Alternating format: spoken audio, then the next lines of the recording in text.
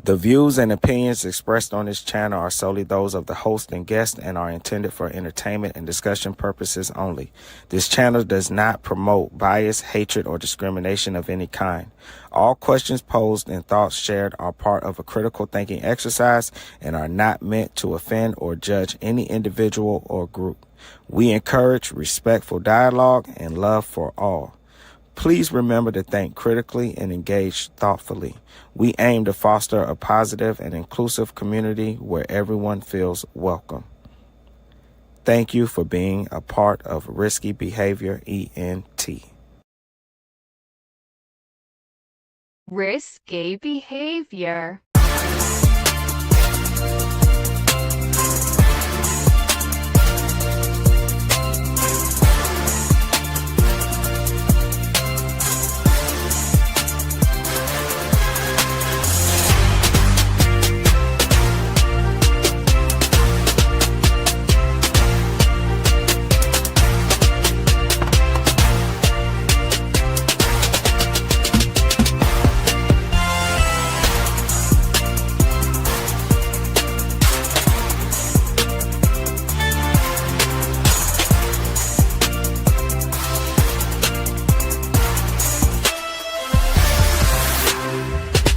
Risky behavior.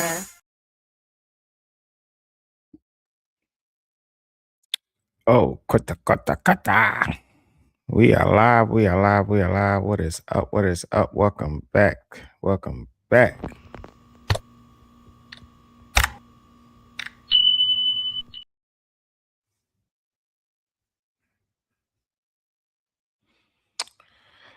All right. As y'all know, Nolan Wells death investigation continues day after day. And I'm scratching my head wondering, am I the only one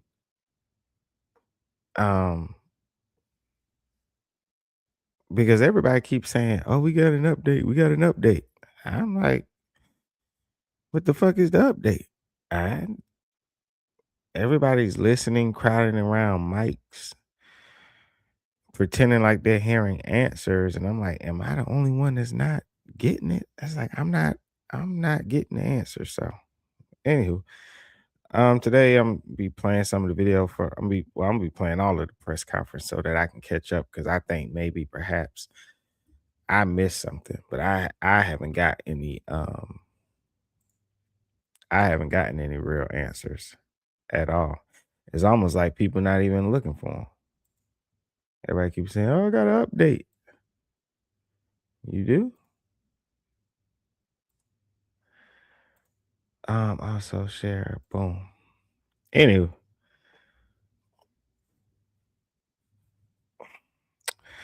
What's new in Nolan Wells' death investigation? Here are key things to know so far in August.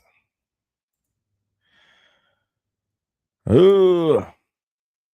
It's been more than a month since a search crew found the body of 18-year-old Nolan Wells near Horn Island, about 10 miles off the Mississippi coast, where he celebrated the crowded 4th of July with friends. No answers about what led to his tragic death have emerged since, because they was like, once again, they did update. Autopsy comes, not much answers.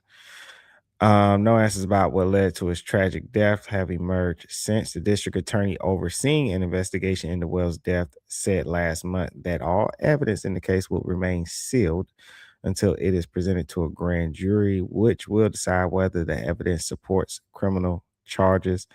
Local authorities said early in the investigation that they had uncovered no signs of foul play. They haven't. Matter of fact, I think the only arrest so far surrounding this Nolan Wells situation is those people getting arrested for threatening the family members.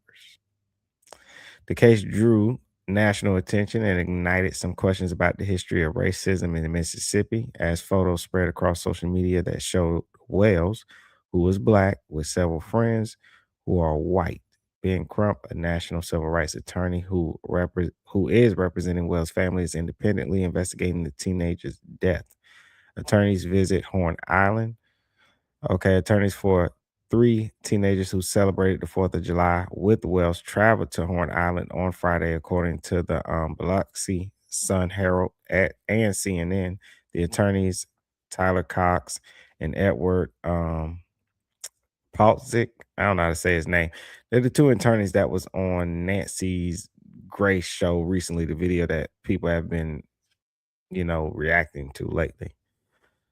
Said they went there to understand the island's layout. They also said they intended to crack down on anyone who believes who they my bad. They also said they intend to crack down on anyone they believe has defamed the teenagers from Ocean Springs, Mississippi, in connection with Wells' death. So yeah, the teenagers. Well, I guess that is something new that has come out recently. That there's apparently a bunch of people that they're planning on suing them. I don't know how true that is. People always threaten, "I'm gonna sue. I'm gonna sue." Usually, nothing comes of it. Um, we'll see. I would think Ben Crump would be their number one target, and some of these other big YouTube channels. Starting today, this is a quote. Starting today, those who wish to continue trafficking in lies about these good Ocean Springs young men will be held accountable to the maximum extent of the law, the attorney said in a statement to the Sun Herald. We, on the other hand, will be focused solely on the truth, which is that these innocent young men had nothing whatsoever to do with the tragic death of Nolan Wells. And that's another thing. Yeah, a lot of silly people saying, why would these boys get lawyers? It's very clear, at least public opinion, and Ben Crump. Um, I don't care what side you're on in the Nolan Wells case. I think any intelligent person would get their child a lawyer in a situation like this, especially one like this that it has blown up. You have to think about your children's future. If it's you, you got to think about your future. You want to have somebody that knows the law on your side telling you how to move and what to do. Next part of this says anonymous complaint dismissed. So Crump said Thursday that the Mississippi Board of Nursing had closed an anonymous professional misconduct complaint filed against Wells' mother, who works at a local health system. Crump called the complaint frivolous and unfounded. I saw Nolan Wells' mom on an interview speaking about how this case has affected her work.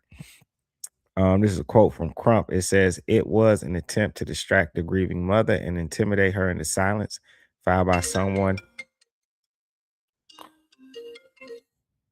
My God, spam call. Huh. It was an attempt to distract the grieving mother and intimidate her into silence, filed by someone who would not put their name on it, Crump said in a statement. That effort failed. Wells' family has condemned the complaint and said they remain focused on finding answers about what led to his death and advocating for a fair and transparent investigation. Now, three accused of making threats. Now, in separate cases, federal authorities have accused three people of making violent threats in southern Mississippi as law enforcement agencies investigate Wells' death. The threats have targeted a local judge, the George County Chancellor Clerk's office, the Jackson County Sheriff's Office, and a witness in an ongoing state investigation in southern Mississippi, according to court records. A federal judge in Southern District of Mississippi last week ordered that one defendant, Edward James Porter, remain jailed after a federal judge in the Northern District of Illinois granted Porter bail. The other two defendants have also been arrested, according to court documents and jail records. The three defendants are from Sacramento, Cincinnati, and Berwyn, Illinois.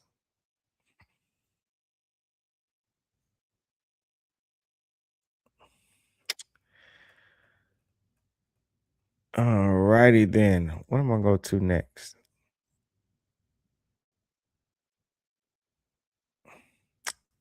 I guess I go watch the press conference. Uh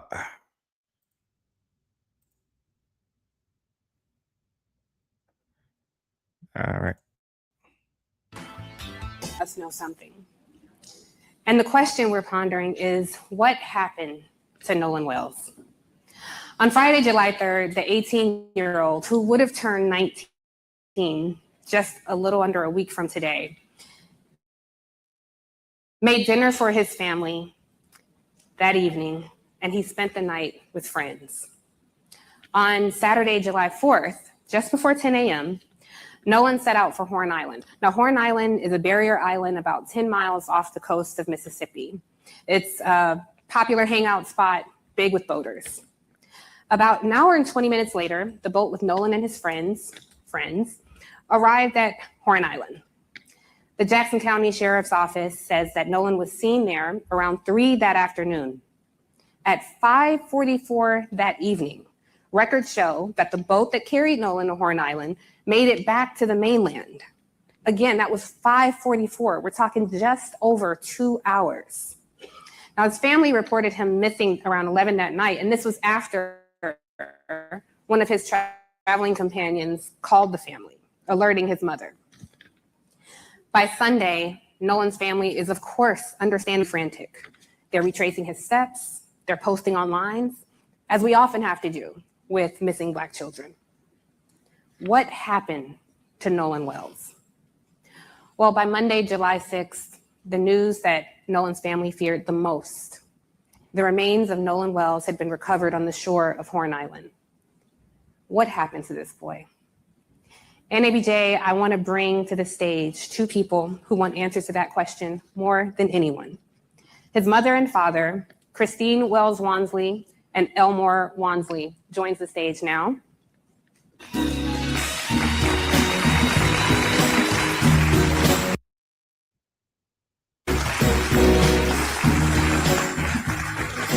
And they are joined by civil rights attorney Ben Crump and Reverend Al Sharpton.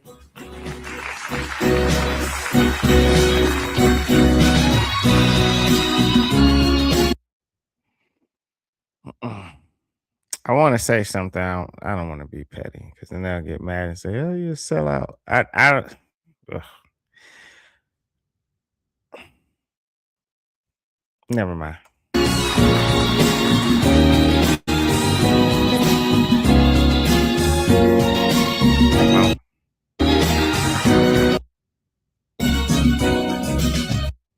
I know you all have. My bad. I know you've been on the.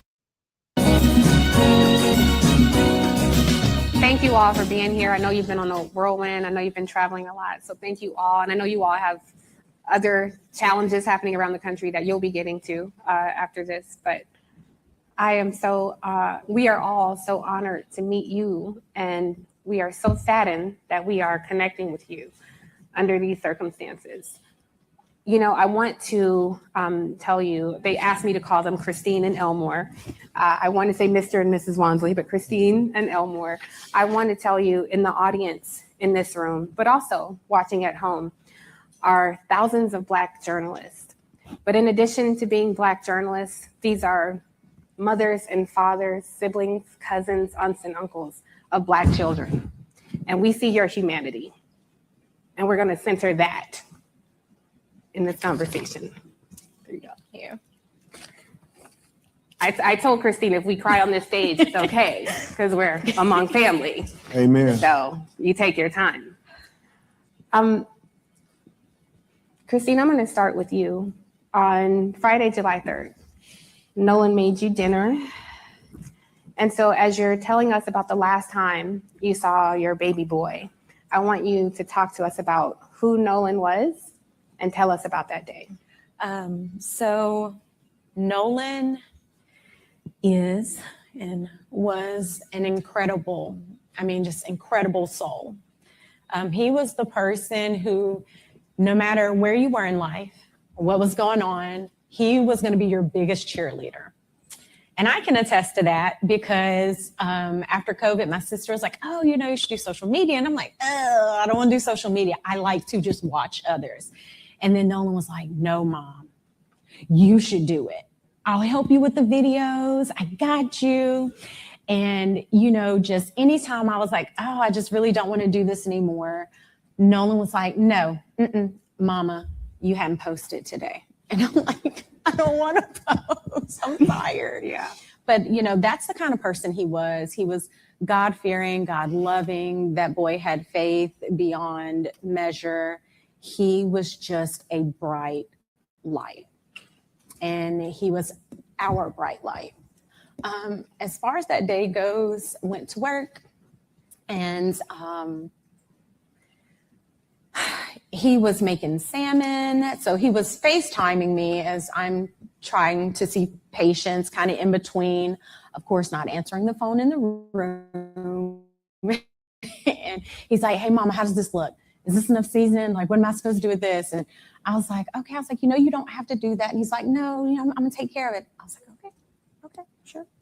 And so he finishes cooking, get home. He's like, yeah, what you know about this? And he was, guys, when I tell you, he loved to joke. Like, he was just one of those people. He wanted everyone around him to smile, be happy, feel comfortable and accepted. And that is the kind of person God made him. Us as parents, we definitely had that influence, but Nolan was just naturally a peacemaker. Yeah. And so, after that, it was, 8, and then he got ready to go. He did his normal, hugged us up. I love you, Mom. I was like, be safe, knowing this was going to be his last weekend before going back to school, because football was starting, the summer training was starting. And this was his second year at Southwest. And so we knew this was going to be a big year for him. Dad and him had been training and doing all these things, and really just kind of sitting with him and letting him know, like, hey, we're going to the next stage in your life as well as, your football career. So the focus was there, and he was ready. So he leaves that day. He leaves that day with, he drives his car, and he told us kind of a general, like, hey, we're going to go to the island. Like, we knew that, staying at Jack's house. And Jax was a friend I think we've met in passing before. And that's the thing, I always say there's a difference in meeting someone, knowing of someone, and then knowing someone. Knowing implies that we've sat down, we've had discussions about your hopes, your dreams, knowing you, okay, hey, he stayed the night at my house, which Wyatt, one of his friends, he had stayed at our house a couple of times. And then Jax, again, that was one I just maybe saw in passing a few times. There was only a handful of young men that we actually knew, like, he grew up with. And when I say grew up, I'm saying from like first grade, they've known each other all through high school now that they're graduated. And that would be like Jalen and Javon, LeBaron. Those are kids that we knew. So it's been hard seeing all this kind of play out. Yeah. And, these are people that he considered friends. Yes. Dad, I want to ask you, because it was Warren Hudson, one of the people that he traveled with, who called to alert you all that Nolan was missing. Yes. So we know at 5:44, the boat returns, Nolan is not there. At 11 p.m., he calls to say Nolan is missing. I wonder if either of you, whoever wants to answer, what happened in those few hours that prompted Warren to be concerned? I'm not quite sure what would prompt him to be concerned, but all I can say is what I did that day. So me and my sister, we made an order of pancit, which is a Filipino noodle dish for one of our friends. They were having a big family get together, and we really didn't have anything planned for the 4th. So me and my sister are, cleaning up, and this is about 8. And she's like, hey, no one hasn't texted us. Like, and that was the thing. No one was really big with communication with us, right? And so I call him, doesn't answer. I end the call. Call back, and this is probably, I think, maybe around 8. Don't quote me on the times, guys. So then I call again later around 8, still no answer. And then I want to say I called one more time, and I think that was at like 10:48. So I'm in the kitchen, my phone rings. Now this is probably like early 11 o'clock, somewhere around there. Phone rings when I make it back to the phone, and I'm like, whose number is this? Because, you know, we get weird phone calls sometimes. They didn't leave a message. Number pops back up. I pick up the phone because it says maybe Warren. And I'm like, Warren? So this is 11:07. That's per my cell phone records. So I answered the phone, and he's like, hey, Miss Christine, have you seen or talked to Nolan? I said, no. Why? He should be with you guys. And he said, oh, no, well, you know, when we went to the island, there was a girl named Katie that he met, and he had decided to stay behind. I said, what? Because we know our child. And Nolan isn't one to be like, oh, well, I'm just going to throw caution to the wind, and I'm going to stay here with this girl that I just met. So I'm on the phone with him. Now I'm in a panic. I'm running into my room. Elmore was in bed watching a different movie, and I'm like frantic. He's like, what's going on? I'm like, Nolan is missing. I'm trying to pull up the GPS as I'm talking to him. And at some point he tells me that, I was like, well, you know, his phone says GPS Life 360, not Snapchat. Right. Life 360 says that he's on land. And he was like, well, no, I mean, you know, well, we have his phone. And I'm like, wait, what?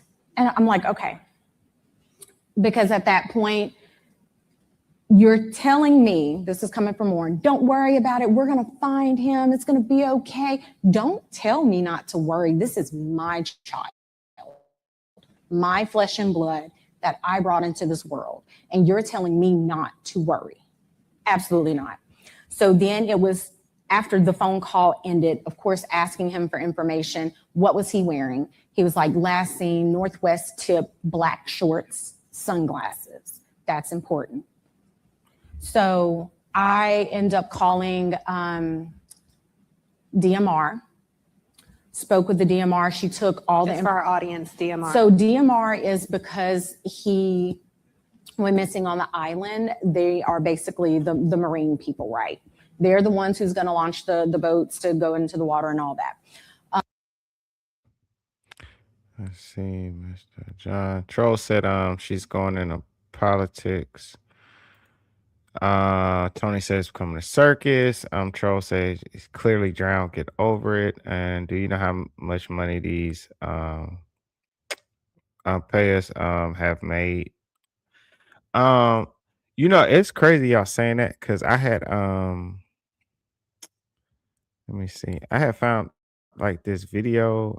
It's this black guy right here, Jason Whitlock Harmony. And he's like, he said Nolan Wells' mom launches political career at Ben Crump's NABJ production. And so I guess he was let me see.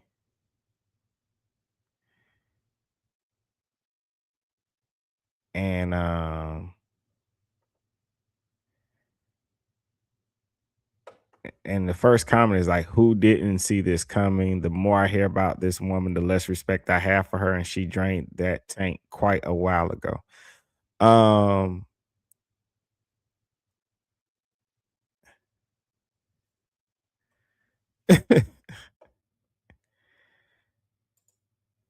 Right. And so this is this whole conference. I'll just play his intro real quick. Ben Crump did not bring a case to Atlanta. He brought a production. Al Sharpton rode shotgun. A woman, Lucy Macbeth, took her mark. A Congressional Black Caucus letter went out to the Attorney General and the FBI Director. The National Association of Black Journalists gave them the room. And on that Forbes stage, they ran Mississippi Burning 2.0 like opening night. Dead teenager, Mississippi zip code, Republican villains, standing ovation optional, hard questions forbidden. Lucy Macbeth was not there by accident. She launched a congressional career off the murder of her son, Jordan Davis in 2012, Moms Demand Action, Mothers of the Movement, the 2016 DNC, then a House seat in 2018. Grief became a resume. Atlanta was not charity, it was a master class. It's that fire. Grab your Bible. So yeah, he and he goes in to all of it. And I think I talked about this like last week because I put up a post. I was saying, is Ben Crump a race hustler, a race beta? And I really wanted to talk about the Trey Reed situation because it seemed like when that situation he saw he couldn't go to the next level with it, or I feel like it wouldn't have been profitable. Whether that profit could be to get money, that profit could be to push any agenda that you have at the time.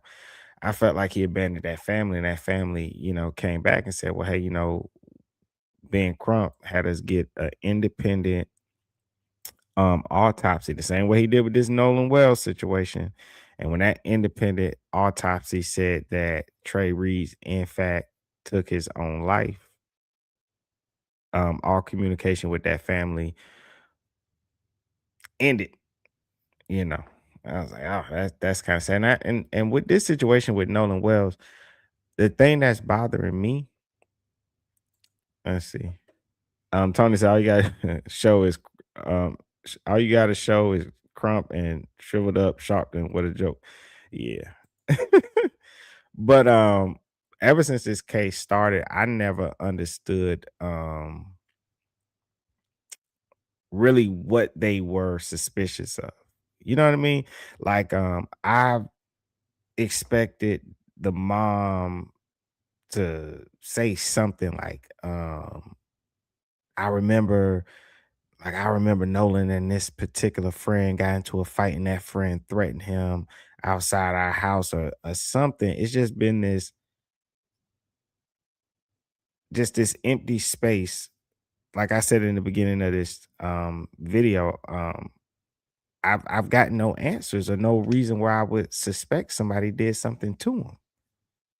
Everyone that talks about him, they say, well, no one has anything bad to say about him. And when you take a bunch of young people and alcohol, I think it's not hard for me to believe that somebody just drowned instead of it becoming this big blown out racial situation. And I was talking to my friend about this, and my friend said, I bet you, bro, that um after that Carmelo Anthony situation, they're gonna be looking for their next lick. And I think Nolan Wells, boom. And it's their chance to ride that racial gravy train again. And No Ego says Christina Wells has updated the GoFundMe account 3 times. She said the funds were for the funeral, but Tyler Perry paid for the funeral, and the funeral was a month ago. Why is the account still open? I don't know. I'll be honest with you. I don't know much about GoFundMe. I'll have to check that out. But I do know it was publicly known that Tyler Perry did pay for the funeral. But I do find anybody ever been out like anybody in here ever had a drowning experience before? Cause I had an experience like that. I was with family and we was at the beach. We was out in Trinidad. And I mean it was a beautiful day at the beach, man. But I mean those waves were really coming in. And so we're out there, we're in the water. And I remember, you know how sometimes, you know how like when the wave is coming in, you'll jump up and dive in with the wave. And so it's pushing you, right? And it feel like you flying, you know what I mean? And I had a big wave came in, crashed down on me, and it pushed me all the way to the sea floor. And I hit my head and I was about like out of it. You know how you got that feeling like you like, I think, I snapped out of it and I remember swimming up and I was like almost panicking, but staying calm. And I'm trying to get to the top and get some air. But I say that to say this. I was out there with people and nobody noticed. And mind you, there was no alcohol involved in my situation or nothing. I say that to say this. People fail to realize it's very easy to lose someone. It's very easy to be out there playing around, drinking alcohol. None of these are young people. They're not parents. They're not trained to look out for each other or anything. Anybody that was young enough that was in college, they're like, man, where Mike at? I don't know. I thought he was with you. So it's not far fetched for me to think. I can think of a a million examples before I arrived at these boys was racist and they just dumped his body somewhere. I mean, we don't know what happened, but I'm just saying is a lot of scenarios that played in my head before I got to that. So um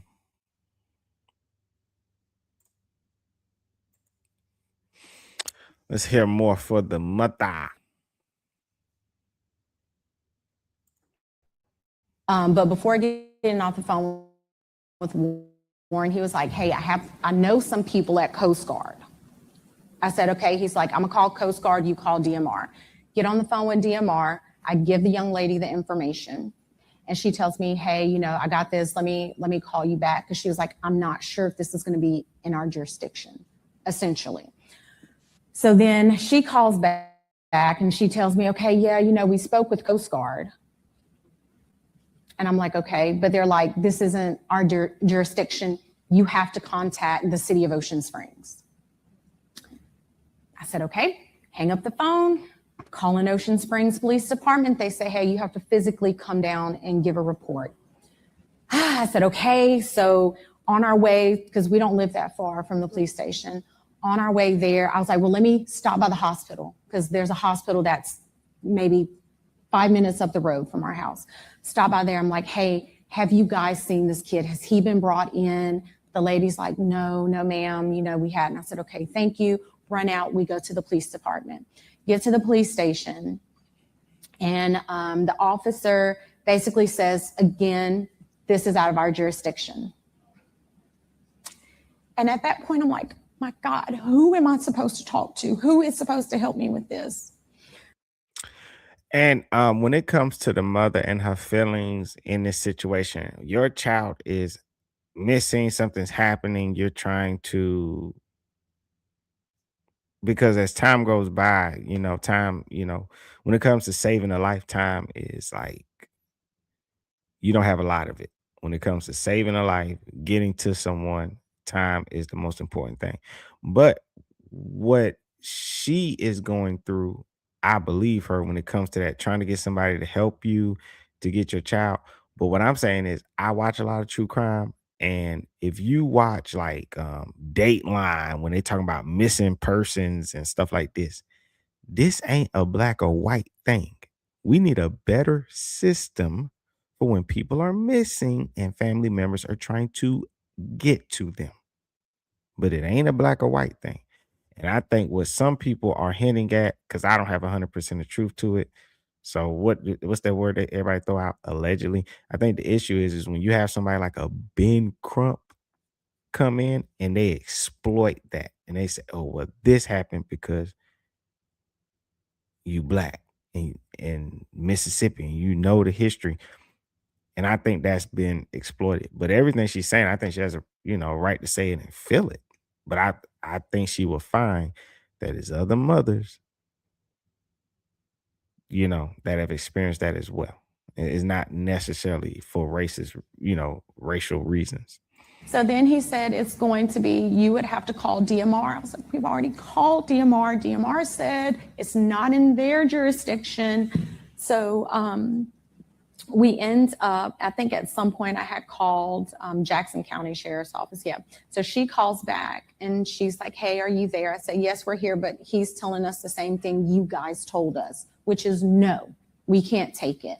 She gets on the phone with the police officer. Now this is Jackson County Sheriff's Department speaking with the Ocean Springs Police Department. Ocean Springs Police Department is saying, this is why we can't take this information. She says, okay.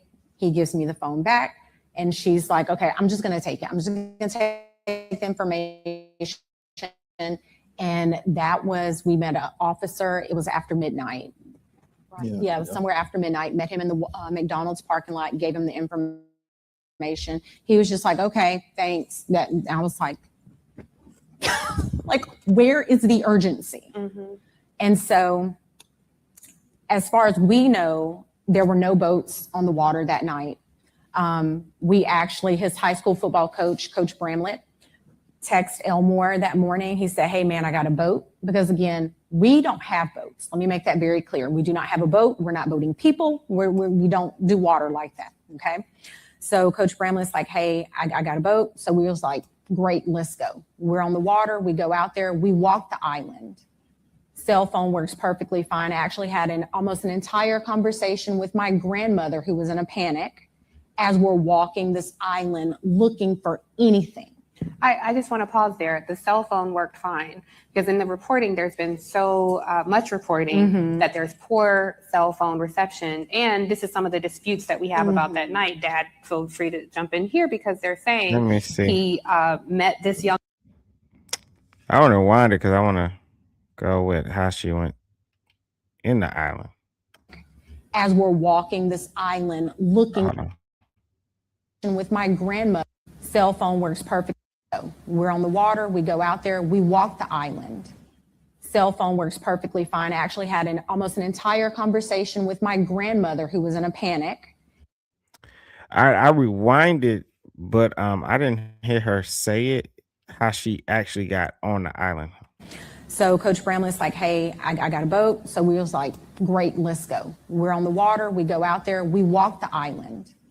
Cell phone works perfectly fine. I actually had almost an entire conversation with my grandmother who was in a panic as we're walking this island looking for anything. Let's see. No Ego says, I think the family made a huge mistake in lining themselves with Crump and Sharpton. They must have known the consequences behind such controversial figures, and how this would present.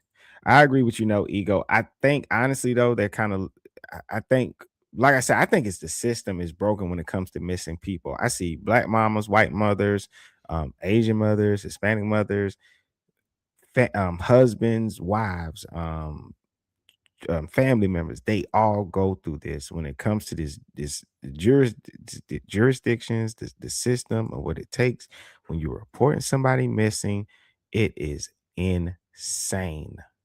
I just watched a report, like a documentary on YouTube. White man, wife is missing. He is trying to report his wife missing. This is a white guy. White woman missing. This is why I'm telling you, it's not, everything's not always racial. A week or so is going by. He keeps trying to report his wife missing. He drives down there to the police station. They still won't let him make the report. This man had to pretend like, I think like he hurt his wife or did something to his wife or something like that to get them to look for her.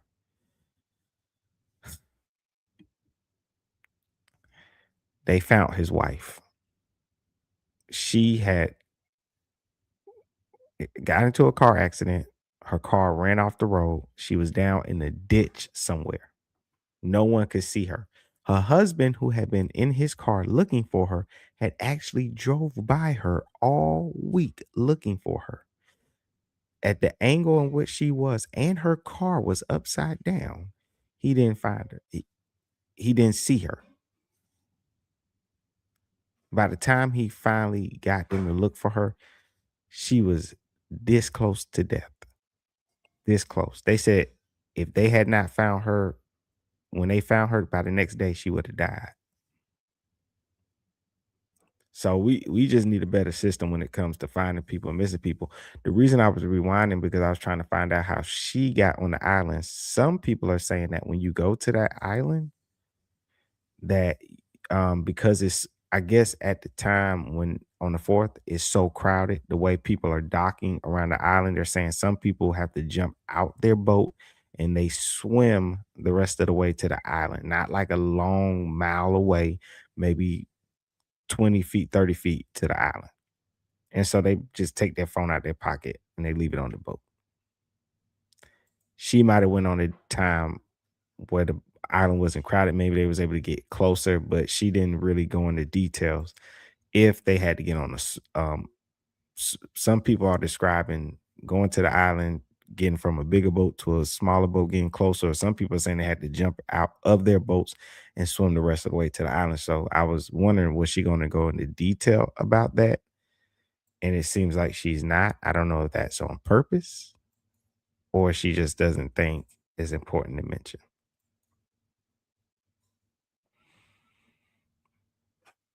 I just want to pause there. The cell phone worked fine because in the reporting, there's been so much reporting that there's poor cell phone reception. And this is some of the disputes that we have about that night. Dad, feel free to jump in here because they're saying he met this young lady, Katie, and that he stayed back. According to the reporting, Katie is saying no. He said he was going to go with his friends.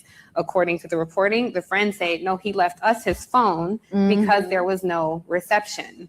Dad, have you found any consistencies? Have you spoken directly with any of his friends? Well, the first inconsistency was you called me and tell me my son stayed on the island to talk to a girl. My son would never do that.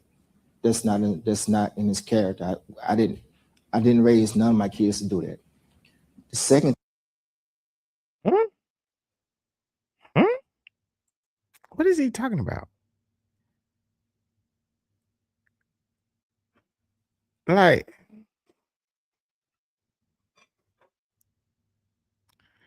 that, what do you mean you didn't raise your son to do that?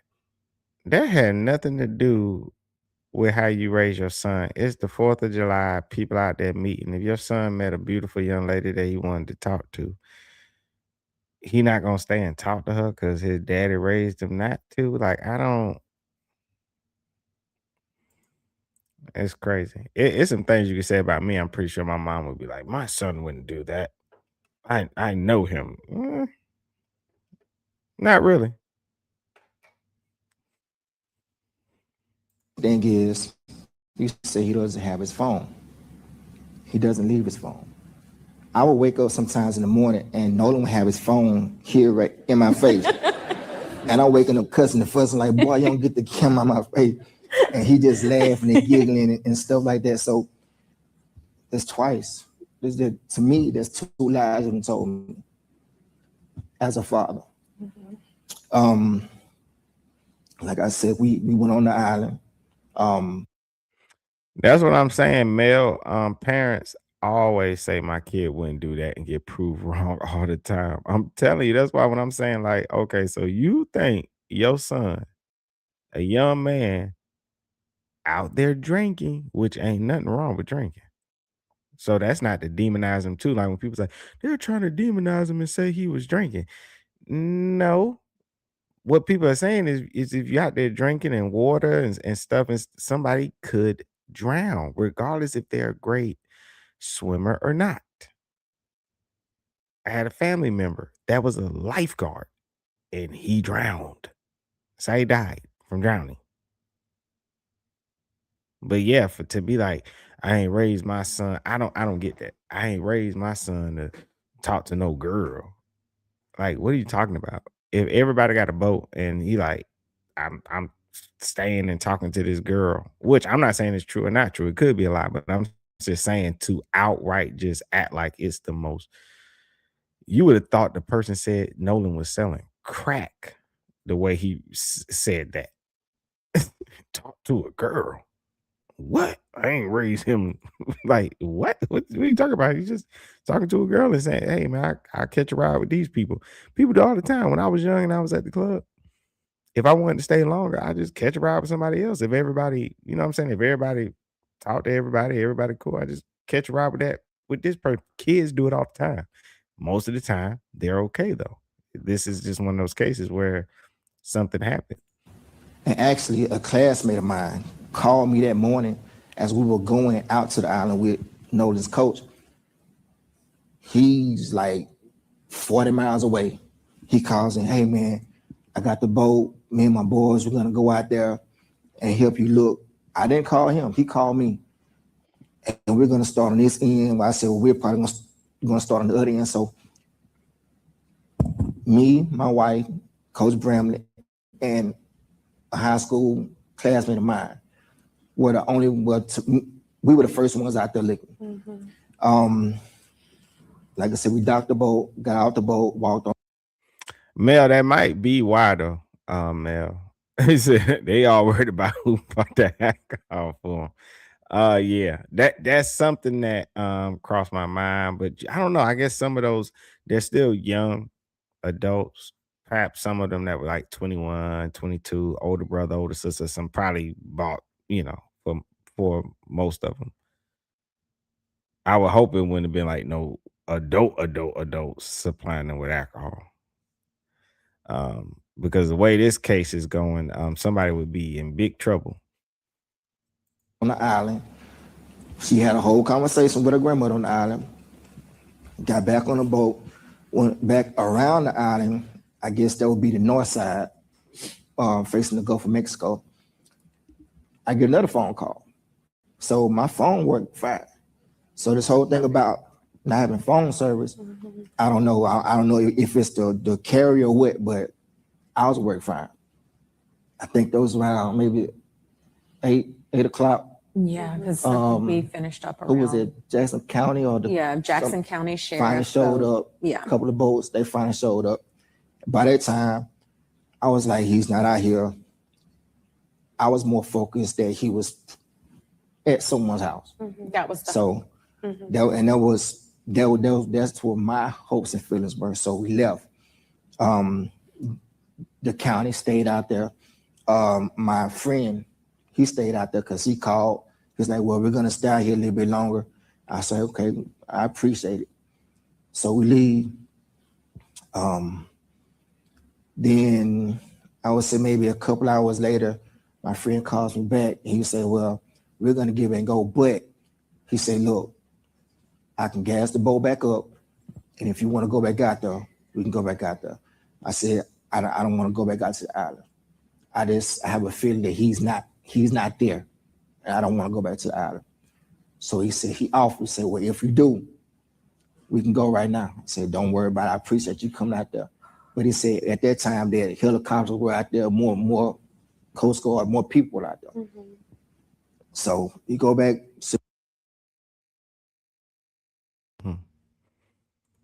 What up? Man, I appreciate that, man. I appreciate that. I be forgetting to say, like, hit the like button.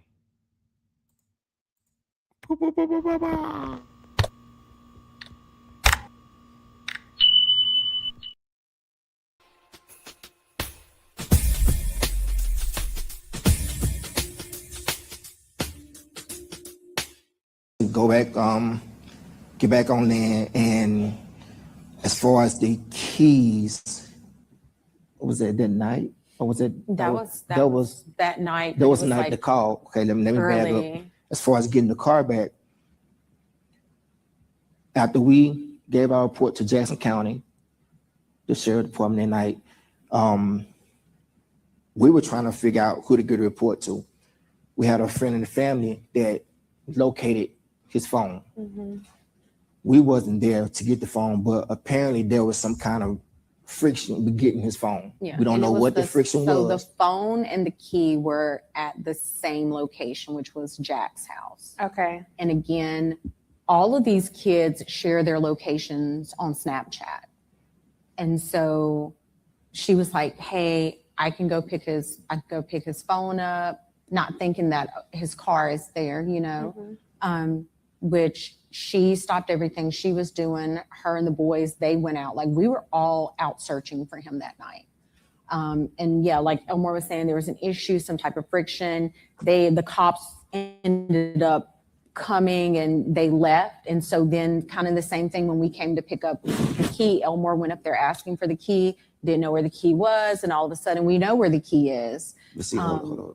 But see, this, and this is another thing that bothered me. So when we got to the house, it was some of his other friends were there, and they were, beating on the door like, what Nolan there, beating on the door trying to get in the house. So I walk up to the door and I'm calming them down. Because for one, okay, you're loud. Two, you're in these people's house. So if you tear these people's house up, that's gonna be a whole nother issue. I don't want y'all bothering it. And three, I need you guys to calm down, and I need them to kind of trust me as being an adult so I can get something out of it. So I get them out the house, and then Jax finally comes down the stairs, I guess in the room, hair all messed up like he just woke up, whatever. I said, look, I'm Nolan's father. His car's outside. I need to get his car and all his personal effects that may be left over here. And he goes, oh man, Nolan was like my brother. I said, Nolan was like my brother. I said, well, if Nolan was like your brother, would you please go and get everything of his so I can get his car, I can go home. So he walks off. 2 or 3 minutes later, he come back. I don't see the keys. Okay. So I leave out the house. Go back outside, stand by the car. During that time, one of the guys that was in the house, one of the other friends, he was on the phone with a girl who was apparently there with them earlier that day. And she was telling him that his keys was on top of the Xbox in his room. So he goes back up to the door by himself, and we're still out by the car. And lo and behold, here comes the keys. So now to me, you lied to me 3 times. I don't believe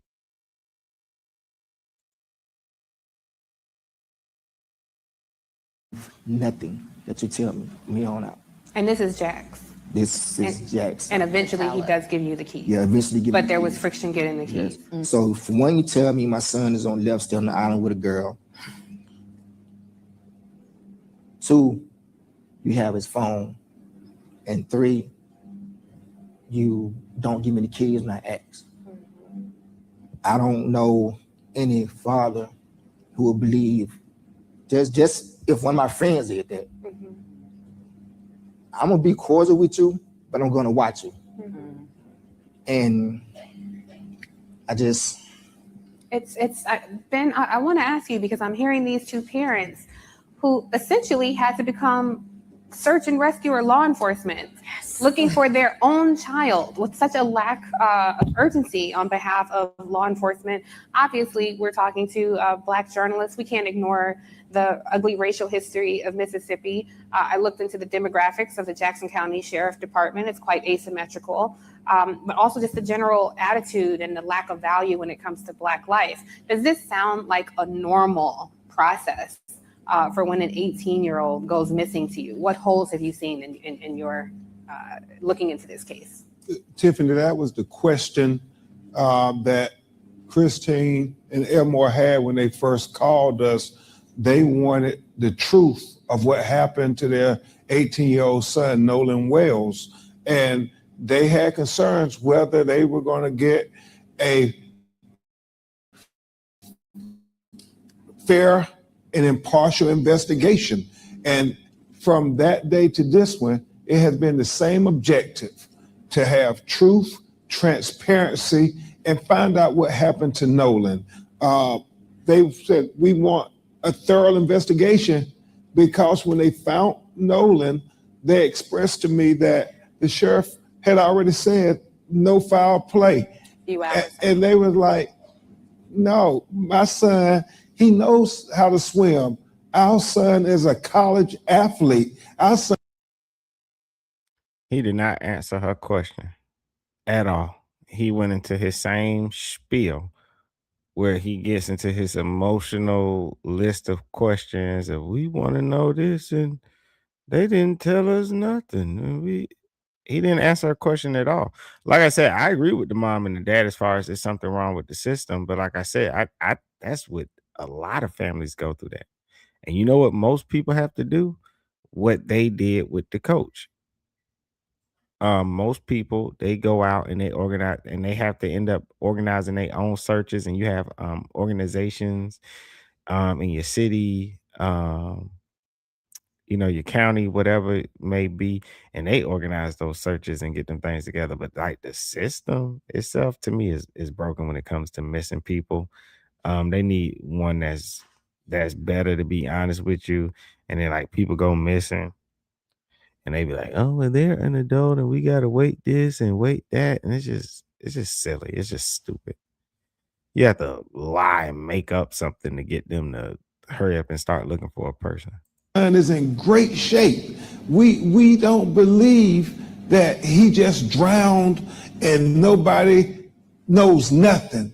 Nobody saw nothing. I mean, there are about 300, 400 people on the island. And so that's what they were saying. We want to know what happened. We want truth. We want transparency. We don't want his death to be swept under the rug. Well, just so to make sure the audience and the people watching at home know, so they did declare very quickly, as you're noting, that he drowned when his body was recovered on July 6th. Mom and dad and you all know that he is a student athlete, able to swim. On July 4th on Horn Island, it was very crowded. Certainly the suggestion is someone would have seen a child in distress. There is going to be the convening of a grand jury. Now, the DA of this area, Angel Myers McElrath, is a very out loud, proud Republican. If there is a U.S. attorney appointed to this case, it will likely be a Trump appointee. I'm just curious, Ben, from you and Rev, I think we have to be very candid here. What concerns do you have about the racial animus that we are seeing so much of play in this case? Well, you or Rev, whoever. All I'll say, and then defer to Rev, you want to believe that this is a child, that everybody's going to do their level best to find out what happened so these brokenhearted parents will know what happened to their child.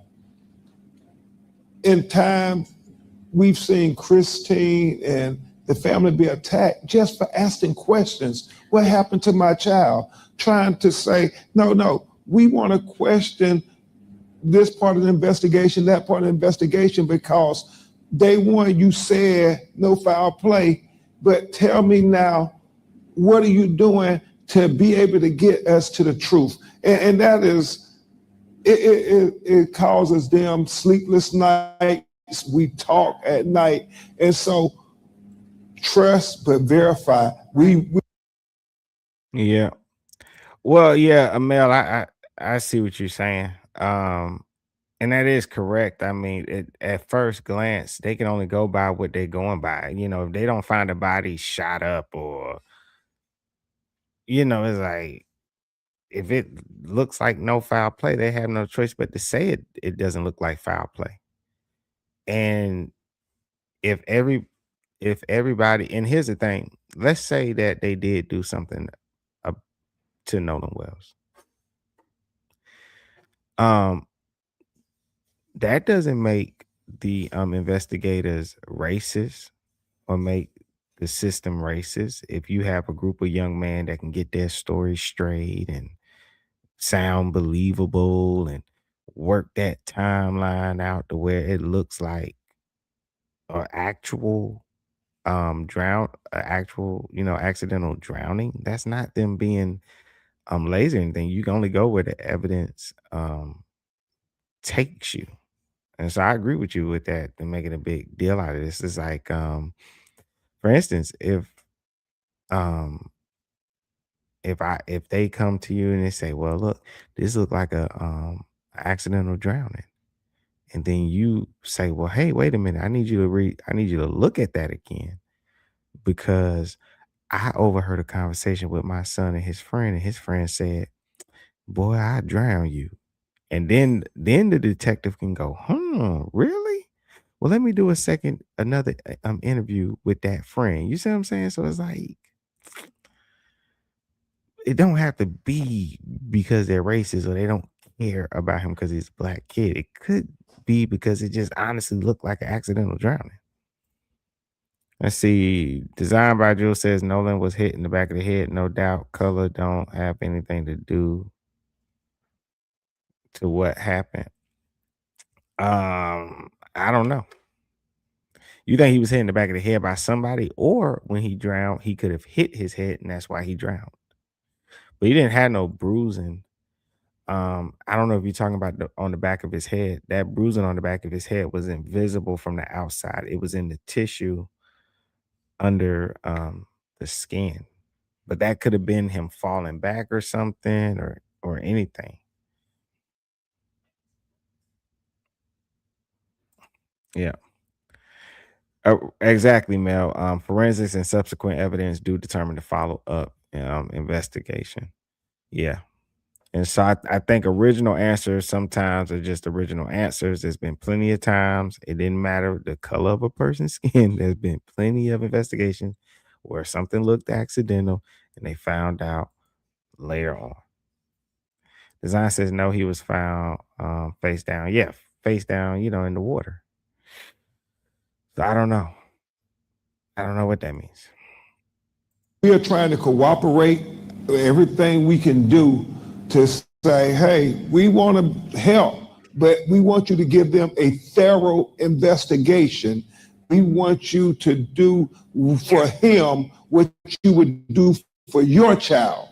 Rev, I'm going to come to you in a sec, but you brought up something, Ben, about attacks. And certainly as journalists, we have a keen eye, and I have noticed that the narrative around this story has shifted to the threats that are going to the young men who was with Nolan. They've hired attorneys who previously represented Donald Trump in cases. Yeah, Design. I get what you're saying, but I don't know how long his body was in the water. And do bodies like swish around in the water? Like, say somebody was in the water. I don't know. I don't know how you would find a body. How you like if you fall in the water, knocked out, unconscious or whatever, right? Does that mean your body stay that way? Like, say if you was out in the water for a day or two, it took people a while to find you, and I don't know. You said no. Yeah, I don't know. I'm gonna do some more research into that. But that's the whole unique thing about forensics and science and everything, man. These people see so many cases. They can kind of tell you what a body will do. Yeah. I think it could have been a drowning. I really do. They've gone on very MAGA-friendly podcasts, and I just want to make sure that we keep the main thing, the narrative to the victim, to the actual child who died.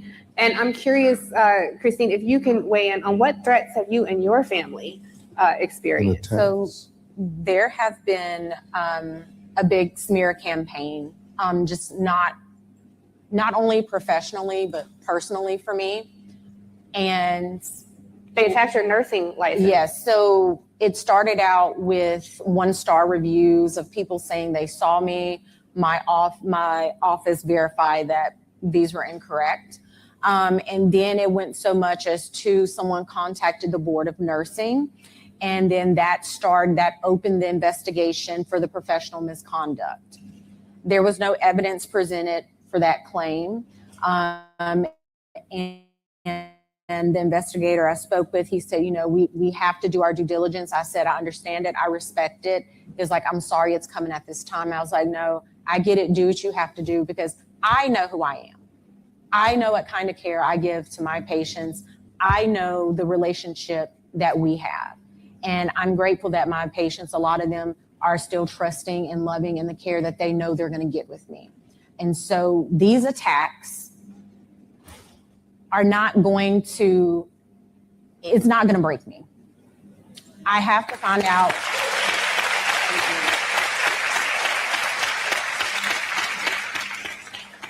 We have to find.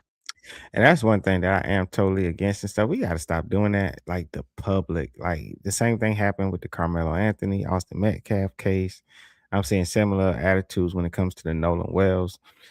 We got to stop attacking people, man. Let these people have their argument. This case should never be the one that gets people threatening each other because we don't even have no evidence of anything. The fact that I don't care if you threatening Nolan Wells family, if you threatening those other young men and their families, because I believe they've gotten some threats too. 'Cause I saw some videos of people calling them and threatening them, and I'm sure they threatening Nolan Wells family. And some of it maybe people could say is not threats. They don't think people, but it's still harassment if it's not that, and this case, we literally don't know anything. I don't know what anybody would fight about in this case. No one can tell you what happened. I don't know what they would be fighting about. Austin and Carmelo Anthony, I get that because somebody stabbed somebody, but like in this case, don't nobody know what happened.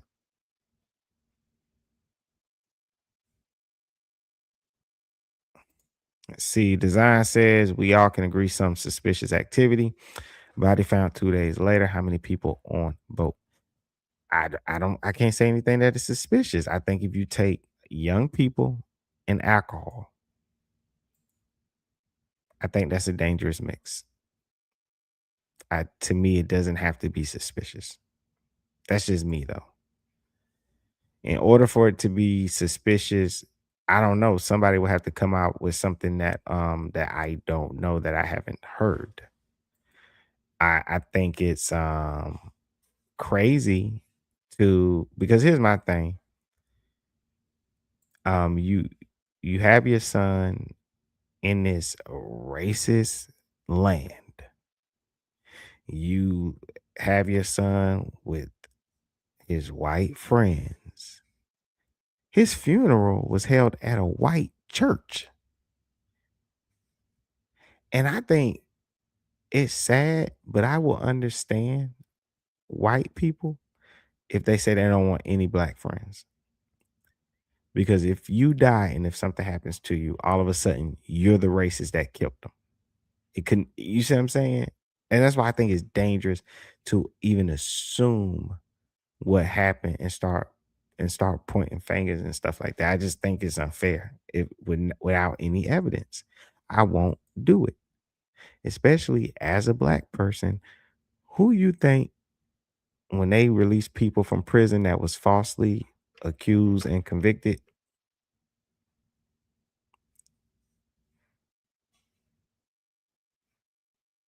People that look like me. I'd be a hypocrite to accuse people of things that I have no evidence of. I don't know what happened to this boy. Don't know if they did it. And even if they did do it or somebody out there did it, I don't know if it was racist. They could have been fighting over a girl. That's not racist. That's two young men, testosterone, alcohol, got in a fight over a girl. Something bad happened. You see what I'm saying? So we don't know what happened. I don't know why anybody would be fighting with each other over this. See, Mel says, I think there is an amazing level of ignorance as far as the process goes, and some that just look for trouble on both sides. There's absolutely questions to be answered, though. Exactly, I agree with that. Just out of curiosity, is anyone even remotely familiar with the Aiken Liverpool scenario? What's that? Aiken Liverpool scenario.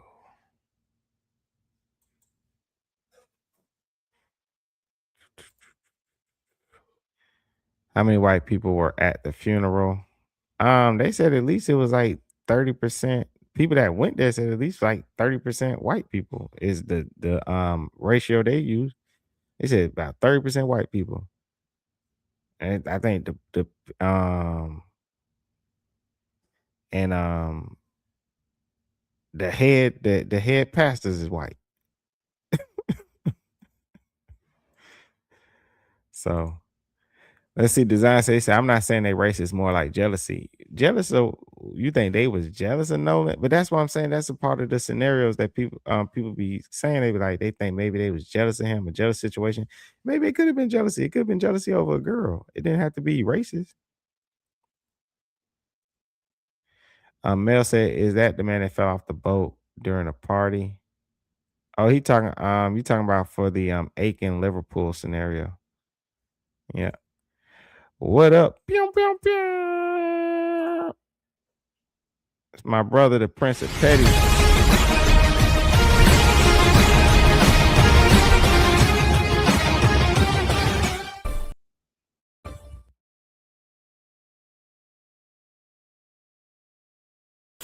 Welcome to Risky Behavior. Welcome to Risky Behavior.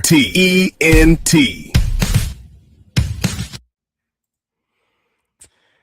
Let's see, my brother, the Prince. One of my mods says black people make new races every day, especially with cases like this.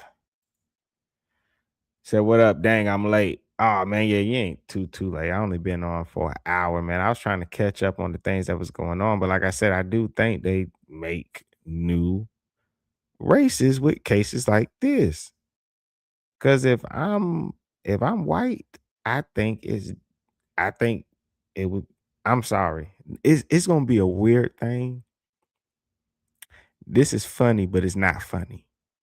You got black parents now that is warning their black children, be careful when you go out with them white people. You know, they right now it's going to be the same conversation on the opposite side where white parents are going to be warning their children, be careful going out with that white, be careful going out with that black kid, because you know if something happened to them, they're going to blame you. They're going to say you did something to them. It's funny, but it's not funny.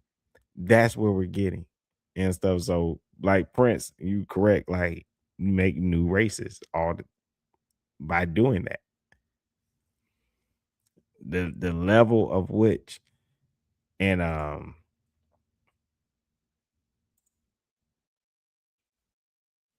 see, Design said, let's see what the jury decided. Did the grand jury come back yet? They've been going and talking about it. I got to check back and see. Prince says it's hilarious actually teaching your kids that is wow. Then the white family's doing the same. I'm telling you, man, if you could be a fly on the wall, they are definitely having these conversations now. And so watch this though. Don't that present another problem? Because now you're going to have some black kid that wants to go out on the boat with the other kids that might come back and say, well, those white people were racist because I never got invited to go fishing. But what he don't realize is because of situations like this, it has an effect on people. So you might not get invited anymore because people don't want to be accused should something happen to you.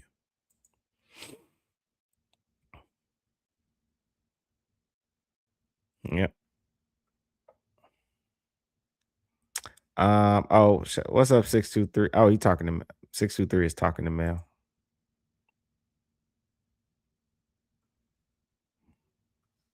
Yeah. Mel is talking about Design put a question in the I think Mel was asking a question to Designs. Prince says, Billy, be careful hanging with DeMarcus.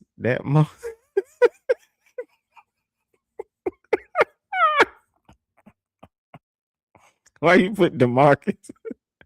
It's DeMarquavius, man.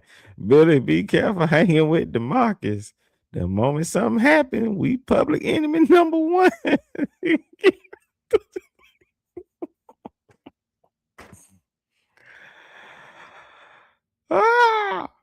I wouldn't even be mad. Damn it, we on the news now. I told you stop hanging out with him.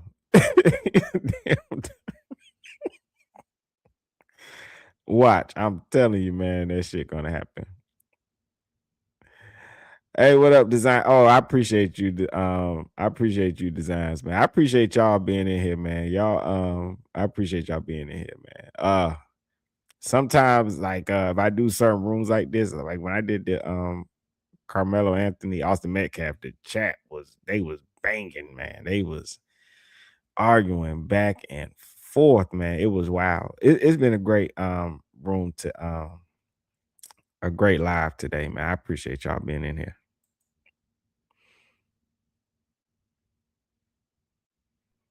Oh yeah, 623 is about Nolan Wells. Yeah, it's about Nolan Wells. I had to look up that act in Liverpool, but yeah, Design was asking about the act in Liverpool because we was going over different scenarios of like what could have happened with Nolan and stuff. Because I know earlier I said I can think of 1,000 different situations or things that happen when it comes to Nolan. Before I get to these young men were racist. You see what I'm saying? Man, Prince of Petty says King of the Hill. Dang it, Bobby. Now we on the news and you don't even know what happened. That's my show. I love King of the Hill. Oh, 623. You the one that asked about acting. So it wasn't Design. Oh, okay. Our bad. I thought Design. I'm just looking at the chat go up and down. My bad. I didn't even notice that. You know what it is though? 623. You for me, you and Design, like if the chat moves and I just kind of glance up, you have red in your profile and this red in Design profile, and I just wasn't paying attention. My bad.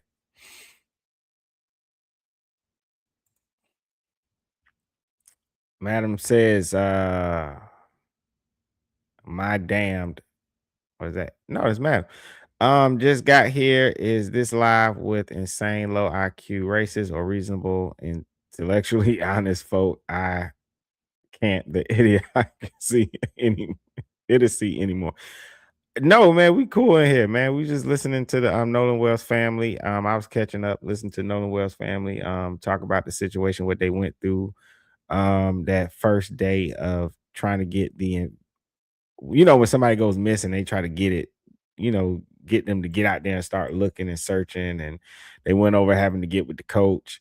The coach got a boat, they gassed it up, went out to the island themselves and started searching on their own. Of course, if you looked at the Officer Tatum show, the young man said that they also went and joined in that search. I've already predicted that this is going to be a documentary on YouTube. This definitely is going to be a professional documentary about this. I'm pretty sure it's going to be put together. You have two sides telling similar, but where it really matters, the stories are different. The mother and the father were just talking about what it took for them to get the phone back and the keys back, but the boys on their interviews are saying we didn't keep the phone and keys for them. They got the phone and the keys back. So I don't know.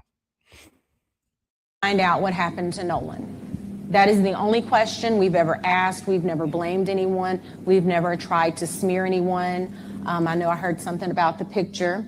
That picture was sent to me because this is a picture of him on the boat with people. Yes. And what it was is they were like, the person was like, Miss Christine, the information is incorrect. This is what he was wearing.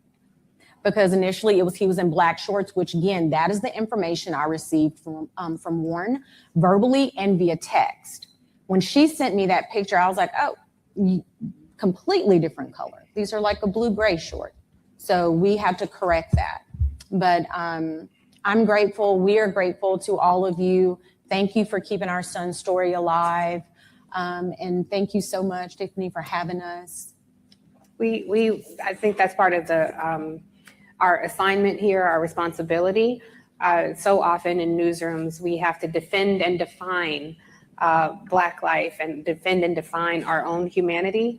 And so it makes a difference. The same way in other newsrooms, when you see someone and you feel like they're familiar, that so happens as they resegregate newsrooms and lay off Black journalists en masse, that goes away. So the people in this room have a keen interest in this story because they see your humanity, and that's what we center in this conversation. And I agree, madam. Nobody that they talk to is saying anything bad about Nolan. He seems like just all around just great kid. One of them kids you're like, man, oh man, he got a good head on his shoulder. Prince Petty says my prediction is people gonna have egg on their face again, just like with Carmelo Anthony. I agree with that. The people that are pushing the races, the racism and all that stuff. And somebody got mad at me yesterday because I was like, y'all act like black people can't be racist. They can. Okay. People gonna get upset. I said that, but I think those people are gonna have they are gonna have egg on their face. Put this in historical context for us, because as I look at Mississippi, I don't have to tell you of all people some of the immediate thoughts that surface for us here. Well, when I got the call from Ben Crump and he had the parents connected and they told me the story, I'd not heard the story. I heard something about some in Mississippi. But when I heard the details, the thing that jarred me from a civil rights point of view, and I've been working, Ben has come National Action Network for 20 some years with a case, and then from there on and on and on. And if it's not a civil rights position, we don't get involved. When they told me that law enforcement said there is no foul play, that's a prejudgment. And I said, wait a minute. They said, the parents repeated to me in front. I said, they said it was this 2 days after it happened. And how do you investigate and there's no foul play and you don't even know what happened yet? So that's what perked my interest. So I said that, well, we'll be involved and we'll help to the best of our ability. Talked another day or two. I said, y'all come to New York, we'll have a national press conference. That's how we broke the story. The first national press conference they did at our headquarters, National Action Network. And then all of a sudden, it was all of this attack for getting involved. And they asked me to do the eulogy. I said, we'll take care of the funeral. Tyler Perry called me and said, no, I'll take care of it. So the thing that bothered me, one, it was prejudgment. Hold on. Take care of it. I'm sorry, y'all. Be involved and we'll help. Trying to see something. The law enforcement said there is no, and if it's not a civil rights position, we don't get involved. When they told me that law enforcement said there is no foul play, that's a prejudgment. And I said, wait a minute. They said, the parents repeated to me in front. I said, they said it was this 2 days after it happened. And how do you investigate and there's no foul play and you don't even know what happened yet? Yeah, that's not a prejudgment. If somebody dies, investigators come out and they look at a body. If they can look at a body and say there doesn't seem to be any foul play, that's not just some prejudgment. So that's what perked my interest. So I said that, well, we'll be involved and we'll help to the best of our ability. Talked another day or two. I said, y'all come to New York, we'll have a national press conference. That's how we broke the story. The first national press conference they did at our headquarters, National Action Network. And then all of a sudden, it was all of this attack for getting involved. And and I pointed that out too, because if you notice, and that's what I be saying, that's the dangerous thing when you have certain people like this and they're talking, they just say things. Anybody who doesn't look at investigations, study it, or is not in school for it, or actually does it as a job. The way he said that is making you think that somebody they just took Nolan out the water. They ain't looking. They just said, yeah, he did. He drowned, and they just threw him somewhere and just, you see what I'm saying? The way he said it was so like they were cold or something is how he was reporting it, and it gets people riled up to suggest that. Like, no, this person was missing. Y'all asked him to find him. They found him.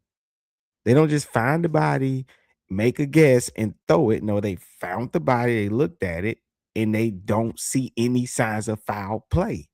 What are you talking about? If I'm looking at something, I'm just pointing out what I don't see any signs of foul play. You know what I mean? People died. in their house and they go, I don't see signs of a break-in. What are you talking about?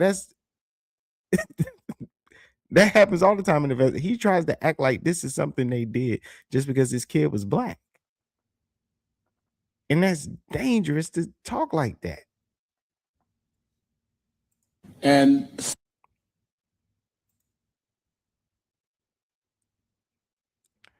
Yeah, Prince Prayer. I'm mad Al Sharpton even still poking his head in matters like this. Yeah, I don't know. Al Sharpton is, I don't know. That'd take forever going to Al Sharpton, but a lot of people don't like him. We think he's a fraud, to be honest with you. so, and they asked me to do the eulogy. I said, we'll take care of the funeral. Tyler Perry called me and said, no, I'll take care of it. So the thing that bothered me, one, it was prejudgment. Second, the parents of the guys that were with him started talking about they was going to sue us for getting involved. And sue, I don't even know the kid's name. No.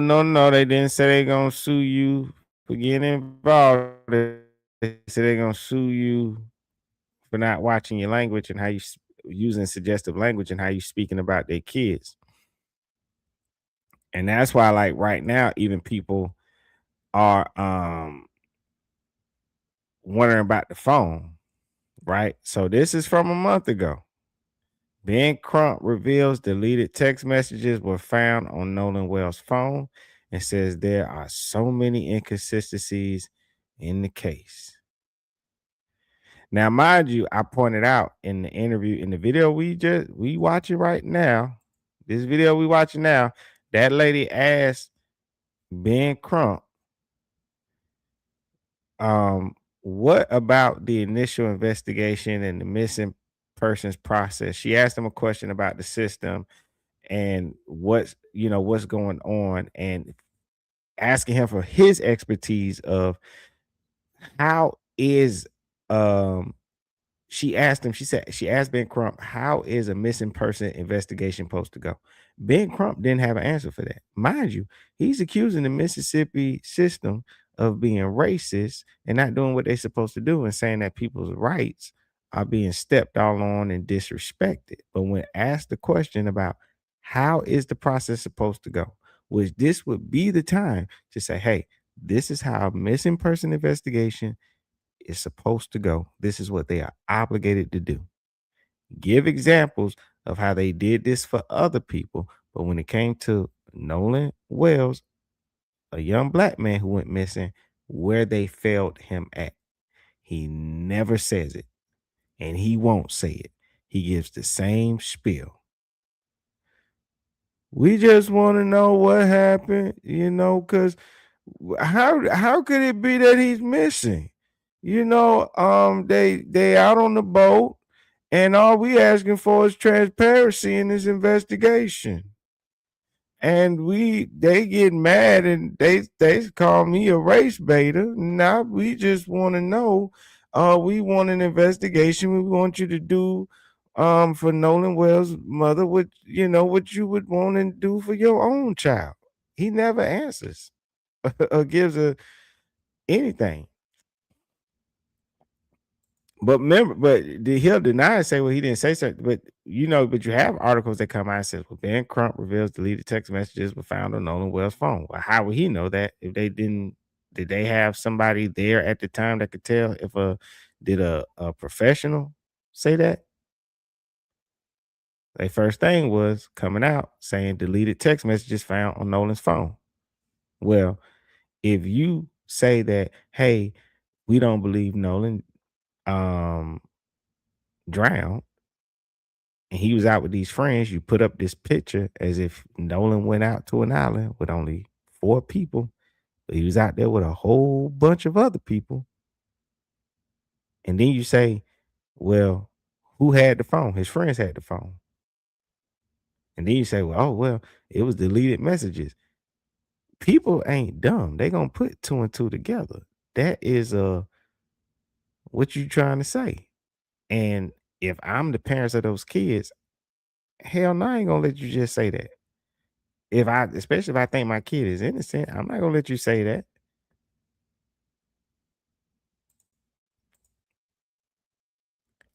So then we get to the now, mind you, this is back from July. Nolan Wells phone to undergo mutual inspection after deleted content concerns, attorney reveals. But we haven't gotten any more information about when it comes to that phone.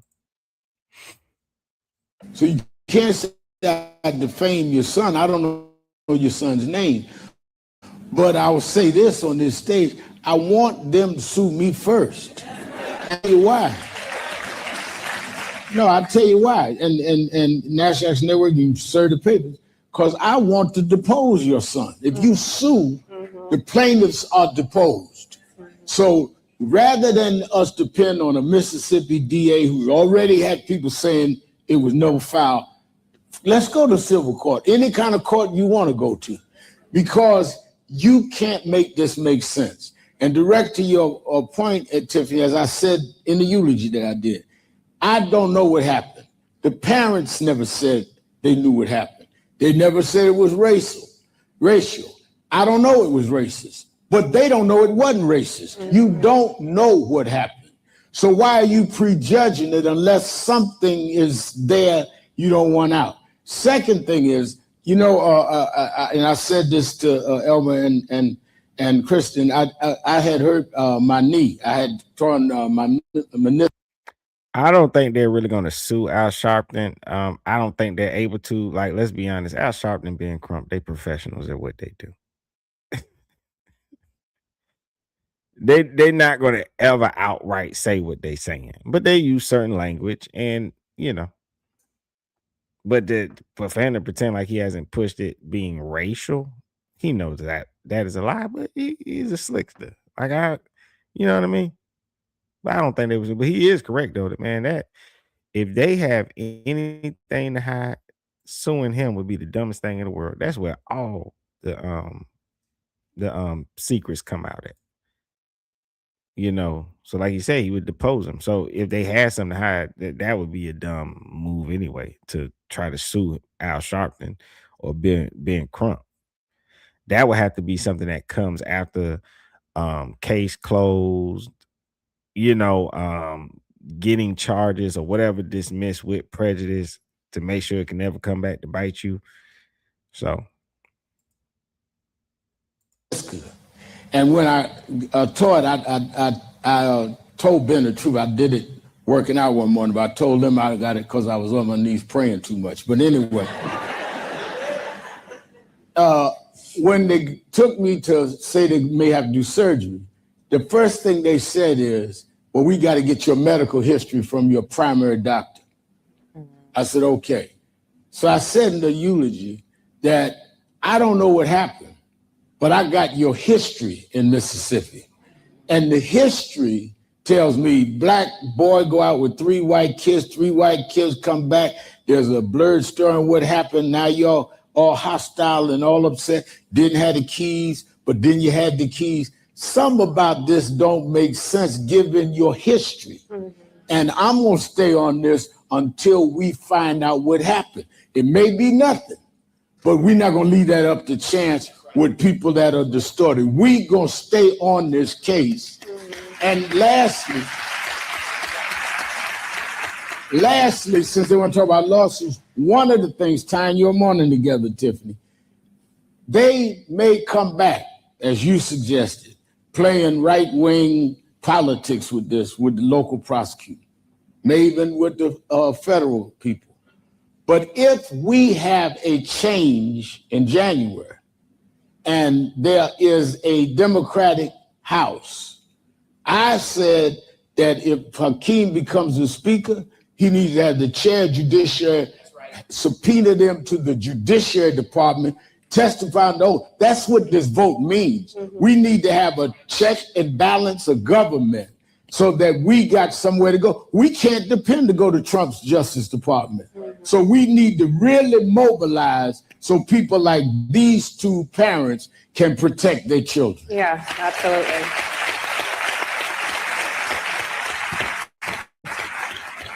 I think you laid out such a great example on how the tentacles of white supremacy cast such a dark shadow over almost every aspect of what your parents went through. I know that there's so many more questions that I have, and I'm sure the audience has. As all my broadcasters know, I have an IFB, and they've been telling me to rap for about 10 minutes. We wanted. It was my pleasure to go over time, and not only my pleasure, my responsibility to give you all a platform to share your story. I think it's so important, and I think this is the responsibility that the Black journalists in this room take very seriously and will carry with them back to their newsrooms where they may be the only, or back to their platforms where they are building reach or have a wide reach. So I thank you all for sharing your time and being so open. There will be a press conference. There was an autopsy, a second autopsy that Ben Crump initiated that I believe Colin Kaepernick helped to fund. There were questions around that. And so please, I encourage credentialed media to please go to the press conference, and the access for credentialed media.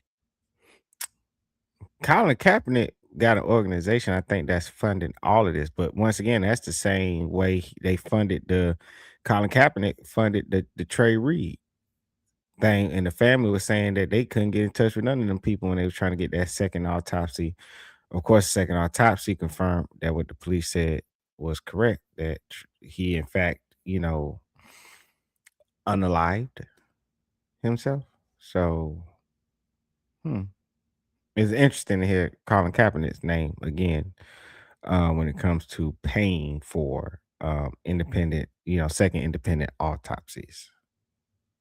We'll see how this one goes.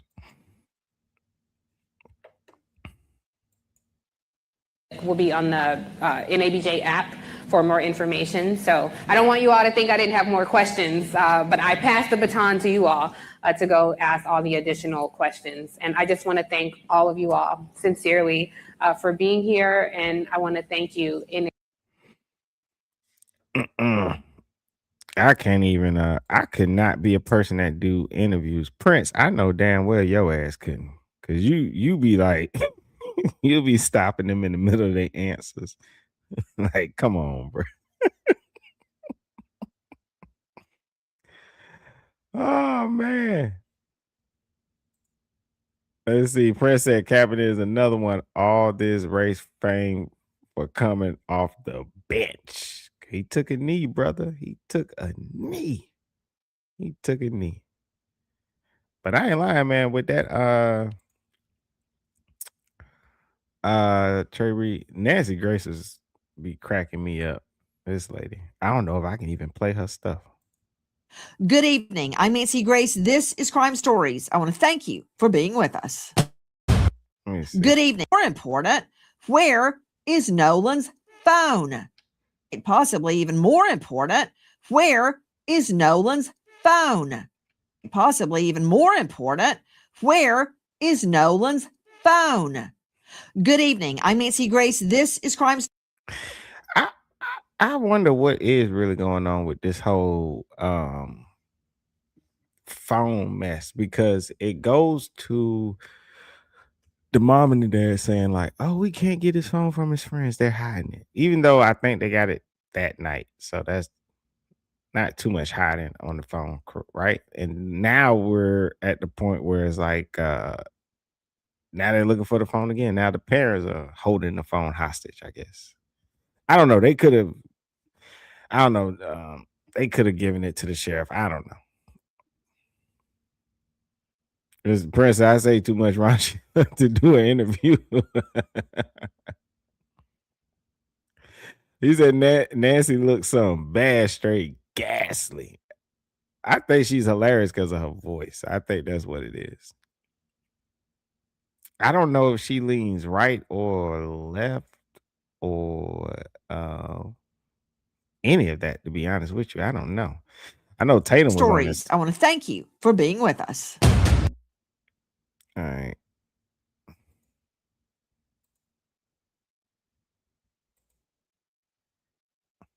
Sent out while Nolan was at Horn Island, which she found very odd. I have no reason to disbelieve her. So how can you say there were missing or there weren't missing? Let's see. Oh yeah, they got the phone, but I'm like, people want them to turn it into the police invest for the investigation so they can do a forensics on the phone to see if in fact something is missing. Um Johnny says it's her accent. You know what it is, the accent. I think that's what it is. But she has the perfect voice for like news media and stuff like. I think she has a great unique voice for that. Maybe not the most perfect voice, but definitely a voice that I think gives her edge in the work that she does. I don't think you can say it either way. Why don't they just get a search warrant and go get the phone? You know what? Forget all that. Officer Tatum. In order for them to get a search warrant to get the phone, they have to think something is wrong. They can't just get a search warrant. They would have to think that they would have to find some evidence that this is not an accidental drowning, that they feel something else happened, that somebody actually did something to him. Then they can have a reason to get a warrant to take the phone against the mother and father's wishes. Let's see. Prince says, Ben, no, if that phone goes to the authorities, nothing will be found. He's trying to keep this show going. That's what I think it is. I think he's just dragging it out. I'm being honest with you. That's the only thing this could be. Because I showed that other article where a month ago they said they were going to sit down and do a mutual search on the phone. That means you have the police, forensics specialist, plus an independent specialist, and they sit down. We understand that in investigations, they probably wouldn't let the mom and dad be in there, but they could have their own private investigator, a lawyer, somebody sit in on their behalf to make sure that the phone is searched through. Because they don't trust they're saying they don't trust the investigation. Let's see. Johnny said it's unique in her southern lingo. Yeah, I like listening to I watch her show from time to time. Yep. But yeah, they need a warrant for it. Where is Nolan's phone? Do authorities have it? Where is Nolan? Well, from my understanding, authorities do not have it, and the family have not been cooperating with authorities to give the phone over. According to the testimony or written statement from the lawyer that represents the family, the Nolan Wells family, he had made mention that he's prepared to cooperate, but they have not cooperated yet, which is very interesting to me. You want to find out what happened to your son. You would think you will be doing everything you can to cooperate. I can't judge her. I don't know what's in their mind, but it just seems to be very off-putting for them not to at least give the phone over and do what exactly they told the world they were going to do, and that is to allow a forensic extraction of his phone. Therefore, the world can see if there is things that have been deleted. I think Tyler Cox is very clear about what he's saying, that the boys had nothing to do with it. So if there is anything missing from the phone, it had nothing to do with them. Now, I'll add this. When you look at what Christine said, that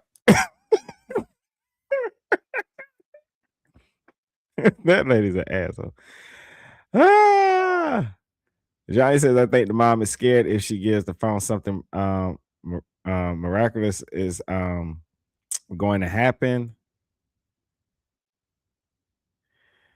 And then Prince says something like your kid was out there acting a plum fool, allegedly. I think they were just drinking. I don't know why people are skipping that fact. It's like they're afraid to say it. And I think that if there's any like people talk about the boys, how they kind of act a little weird. I think that's what it is. I think they was all out there partying. For sure. You got young boys on boats with the alcohol. They in that they in their college years. It was some twerking and some. Come on, we know what was going on. But these are kids with futures, and I think all the parents are trying to hide that instead of just being honest and us getting some real answers. I think all the parents are doing that, even the boys. I think their parents are too. I think I think they're all acting weird. To me, that's why when they keep coming up with these, we got to update. We got to update. Update on what? We still don't know shit. Don't nobody know what happened.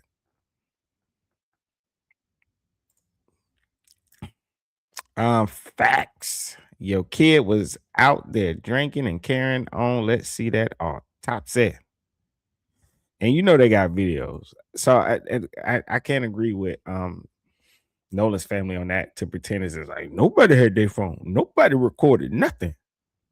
I don't believe that. Everybody went in the water. Them being underage on the boat that their parents own would put them in the spotlight. Oh, you're right, Johnny. Yeah, because all of them wouldn't have been over 21, and then you got them out there in the boat. That might have been the reason too. When you think about what's that CTO call, remember, this is honestly why I think the parents have had something to hide versus the children have something to hide. And I don't know if anybody else has said this, so I might be like one of the only people that have seen it, thought about this. On the CTO call, when the boy was trying to call and get help, wasn't it one of the parents, his father or something, said, no, you don't need them. Like, we can figure this out on their own. I think what's being hidden is underage children. And Johnny, I'm glad you said that. I think it's underage children operating their parents' boats is really what's being hidden. And I think that's why they're being coached on, what to be, what to say and what to do. I think it's their parents that got something to hide.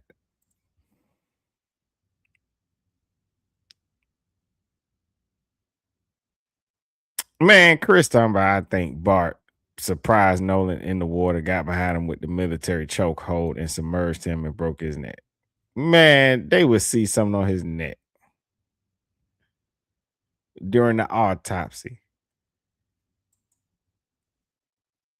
Chris saying that's why no one heard anything. You know what, Chris? I ain't even mad at that theory because none of us know what happened anyway. We got to get some theories out here because the news keep doing update after update. They won't even give us a theory or a story. Yeah.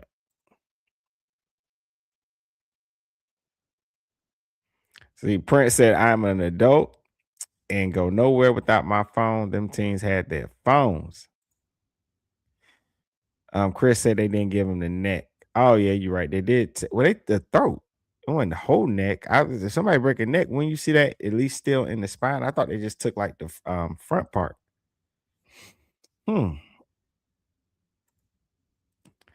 see, Johnny says that's why the grandpa called to kind of give the illusion he was on the boat. Because if the USCG come out there and see minors running a boat without adults, we'll be serious. So that honestly, if that's the case, I hope that they will kind of come out and be honest about those things because you don't make yourself look like a murderer or make yourself look guilty to hide the fact, that y'all were on alcohol. And I think that's really what they're trying to work out. I think that's why they got lawyers and stuff like that. Not only because it seems like people are accusing them of a crime, but I think they have those lawyers for many different reasons. Oh man. Nancy Grace. I don't think she said nothing else too crazy in this interview, but I know like, oh, they looking for the phone. I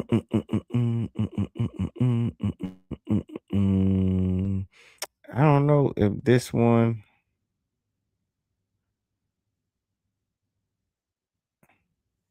I probably watched the short one because I've been on this for like an hour and 48 minutes so far.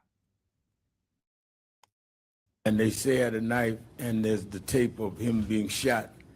3 cops surrounding him, shot and killed, 4 shots. And these cases building up in a climate of an administration in Washington that we cannot feel will objectively investigate. There was a time that we could say if state authorities fail us, we can go to the Justice Department. Even under George Bush, we went to the Justice Department. We, at this point, have to hope that one, we can deal with civil courts, or secondly, that there's a balance of power with the Democrats taking the House in November, and maybe the Judiciary Committee under that can at least put a check and balance on cases that need to be investigated. But we are right now where we have two parents, lovely parents, I've gotten to know them, that really don't have an answer to a question. Is it a civil rights violation or not? And we do not know. How do you trust the words of people that say immediately they I don't trust Al Sharpton. And you know why? Because one of the number one issues in this country is weight loss. And he seems to be the only person that achieved that successfully. Okay. Do you see him sharing that secret? No. You don't see him telling anything about that. He keep that to himself. So I don't trust him for that alone. The one thing he really, really good at, the weight loss, getting older, maintaining his health, he won't give that secret. So I don't trust him at all. And I'm not even being funny. He won't talk about that. was no foul play when you haven't even investigated whether it was foul play? How do you trust people that come back from something that happened and never really give you a straight story of what happened, including you have the keys to the car? So when you have more questions than answers, you have to have people that will drive the answers out, and that's what we do. And that's why I've been involved, and that's why we stay involved. And it gets worse and worse and worse. The parent of one of the boys threatening to sue us for asking a question. Imagine that now. Some of y'all call it, what do you feel about the parents? One of the boys said he's going to sue you and Ben Crump. Sue us for what? For saying what happened? So we've gone back that far. And that is why we're going to stand with these parents, because usually, you know, I come from Brooklyn, New York. I was born and raised there. I don't come from the South. But my mother used to bring me down south to my grandmother in Dothan, Alabama. And Congressman, my grandmother told me, you see that pen over there? I said, yes. She said, that's a pen of hogs and pigs. I said, yes, ma'am. She said, always know something. If you take a brick and you throw it in that pile, the hog that hollers is the hog you hit. There's too much hollering going on in Mississippi that we haven't hit something. I can't figure out which one we hit, but we hit something. Because now they're talking about lawsuits. They're threatening this threatening a mother of a child, trying to get her job taken. You wouldn't be hollering if we wasn't hitting something. But you know, and that's why I think a lot of times, and that's why I'm against the threatening and stuff, because the people that are threatening her job are not necessarily the same people who you may be hunting down for answers in this investigation. That was some random person on the internet. That's not a hog you hit. That's just somebody on the internet doing something nasty and mean to somebody that I am against. I don't think any side should be threatened. But you didn't hit. You would have to show somebody directly tied to the investigation that did it. You see what I'm saying? I don't think the people that are threatening, I don't think there's anyone, as far as those boys are concerned, I don't think it's anybody they know or in their family that's threatening Nolan Wells' family. And I don't think anybody that knows Nolan Wells and their family are threatening those boys' family. You know, when them threats and stuff coming, them be people sitting by ain't got nothing to do, waiting for something like this to happen so they can pick a side and threaten somebody and be mean. I don't think those are the same people. But for that analogy that he gave, you throw a brick, the hog that hollers is the hog you hit. And correct, Prince, saying what happened. No one knows what happened. Exactly. That's why they're threatening to sue. because they're saying you like acting as if you know what happened. And they don't, but I don't think they'll actually sue him. But like I said, if you have a kid and you should use some suggestive language saying that my kid do something, I am gonna threaten to sue you. I'm not gonna let you just say it without responding. So I get them, but I get the mom in the way too, because I understand, yes, if you're a parent, you're not gonna accept the first answer that you get. So, I understand both of them, but I maybe because it's Al Sharpton and Ben Crump, I just think they take it too far. And we're going to stay on that, and we're going to stay on it all the way. In light of that, before attorney, and I call him the Attorney General of Black America, gives us the legal basis, and then we hear from the parents. Congresswoman who lived herself through dealing with the whole tragedy of her own son. That's how we met. On a plane. She was a flight attendant at the time. And she stopped me on the plane and said, "Grandma, why ain't you dealing with my son's case?" And we started a relationship. She ended up being elected right here in Georgia and reelected. They redrew her lines and she was reelected anyhow. The lines couldn't reduce the favor of the people. Congresswoman Lucy McBath. Let's see. If that independent autopsy say no wrongdoing, sue them. They might be waiting for something like that. That's probably what they're waiting for. They have to wait they would have to wait till everything is done and T's crossed, I's dotted to be successful with it, I think. Johnny says, being this is Mississippi, and the people involved, I wouldn't put it past those officials having someone in the tuck to do dirty work, like going after Nolan mom job. It could happen. I just remembered as one of their moms is like a judge. But you know what though? This is the only reason I think about that, right? Is because even that judge had to like step away from work because they were even the judge was threatening in this case. So yeah, I don't know. I don't know. Could they do it? Yes. But I just believe that a lot of times it's people on the outside, people that don't care about either side, but they just want to do mean things to people. But no, I definitely believe that somebody of power and position, like somebody's mom being a judge, definitely could affect your job and have it taken away. But I don't know if she would have to go a sneaky way of doing it. Being a judge, having connections, I'm not sure the labor laws in Mississippi but I'm pretty sure if you pissed off the wrong person, you would just walk into your job one day and be fired for any old stupid reason. I don't know if they would go through the lengths of what she's saying, where it's this conspiracy to make her lose her job. I just think she would just lose it.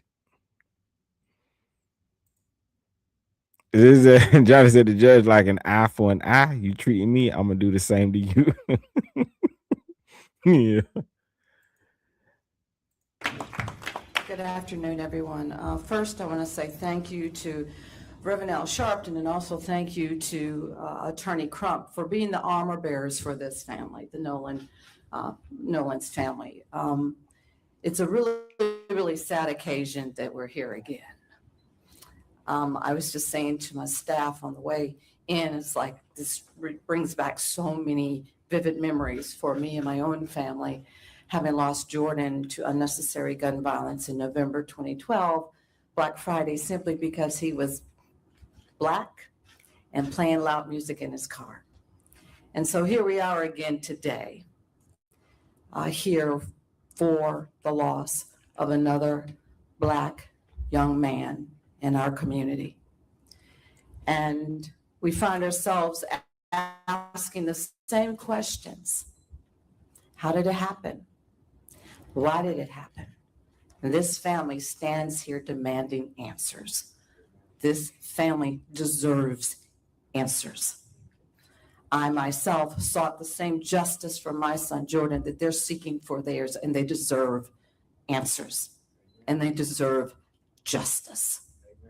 Justice that should not be denied this family, or should it ever be denied to any of our children or our lost loved ones. As a member of the Congressional Black Caucus, I'm the second vice chair of the Congressional Black Caucus. We are demanding a full federal investigation. Kash Patel, we're demanding a full federal investigation as to what has actually happened to Nolan Wells. We want to make sure that every stone is unturned because his life matters. All of our children's and our families' lives matter. And we must fight back. We must stand up, and we must demand accountability for this family's loss. We cannot turn a blind eye to what continues to happen again and again and again. That's the reason why I ran for Congress, to make sure that we continue to put a face on what's happening to our families and our communities every single day. We must say Nolan's name. Amen. Say his name. Lift his name. And as the national Black journalists of this country, you have the ability to be able to lift this story and not let it die. We see over and over again these kinds of tragedies in our communities that continue to happen. And they make it to CNN. They make it to MSN Now. They make it to our local news for maybe 30 days, if that. And then the stories are gone. And the carnage is left with the families and the communities that have lost someone that they love. So I thank the National Black Journalists. Thank you for lifting this family story. Do not let it die. Continue to say his name. Continue to tell his story, because they deserve justice, and it matters. It mattered for me. It mattered for Trayvon. It mattered for Eric Brown. It matters for all of our loved ones that we have lost. As Attorney Crump comes, let me say, as Congressman McBath has said, the caucus has asked the federal government to look into it. For those of us that are worried about the politicalization of the present administration, that is why January becomes important, that we have a judiciary committee that can also monitor when investigation happens now or does not happen. So it won't end there. They may come out with any announcement they want in the next month or so. We have the big march August 28th in Washington. I don't know why Al's still wearing the slick back, man. Oh, I found the lady. She's talking about her son was the Jordan Davis. A somber milestone. Next week, it'll be 10 years since the murder of Jordan Davis. The 17-year-old was shot and killed at a gas station on Jacksonville's South Side in a dispute over loud music. The case garnered national attention, and his killer went to trial twice. News for Jackson helped community in his honor. It's gonna be all right. It's gonna be all right. Ron Davis has a hole in his heart that'll never be filled. It's been hard most of the time. There's some pearls in everything that you do, you know. Black Friday 2012, Jordan was out with his friends. They stopped at a gas station and blared rap music. Michael Dunn was leaving his son's wedding, and while his fiance was inside the store, he got into an argument with the boys, firing 10 shots into their red SUV, bullets striking Jordan several times, killing him. Dunn left the scene and later told police he shot in self-defense after seeing a gun, but detectives never found any evidence that Jordan or his friends were armed. 17 months with 2 trials, And it was such a hard thing to do. And so the thing that kept me and Lucy, Jordan's mother, really steadfast was that the community of Jacksonville, Northeast Florida, came out for us and let us know that we were doing the right thing and that Jordan should not have been killed. The court case got international attention, shining a light on racism, violence, and Florida's stand your ground laws. Ultimately, after a retrial, a jury convicted Michael Dunn of first-degree murder. He was sentenced to life in prison. Ron Davis used his tragedy to make a difference, traveling the world to talk about violence and push for peace. So did Jordan's mother, Lucy McBath, an activist who just won re-election as a congresswoman in Atlanta. What did that support mean during the darkest hours? It meant that not only was my heart broken that my son was killed, but it also meant that there was a lot of hearts in this community that felt like, Jordan was there. And that's what Jason Whitlock was talking about.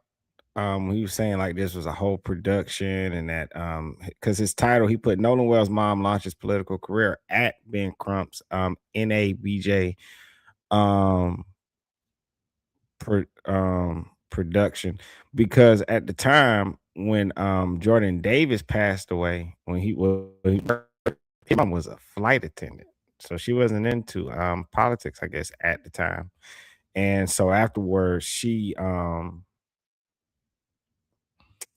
led launched the campaign going against gun violence and stricter gun laws is what she was going out there in Florida.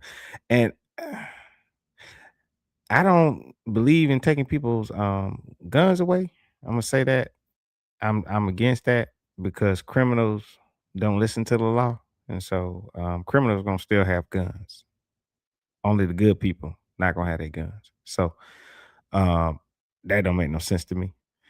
But the whole stand your ground law, I think, is a dangerous law when I see how people just are using their weapons on people and claiming stand your ground. I just think it's a dangerous law to me.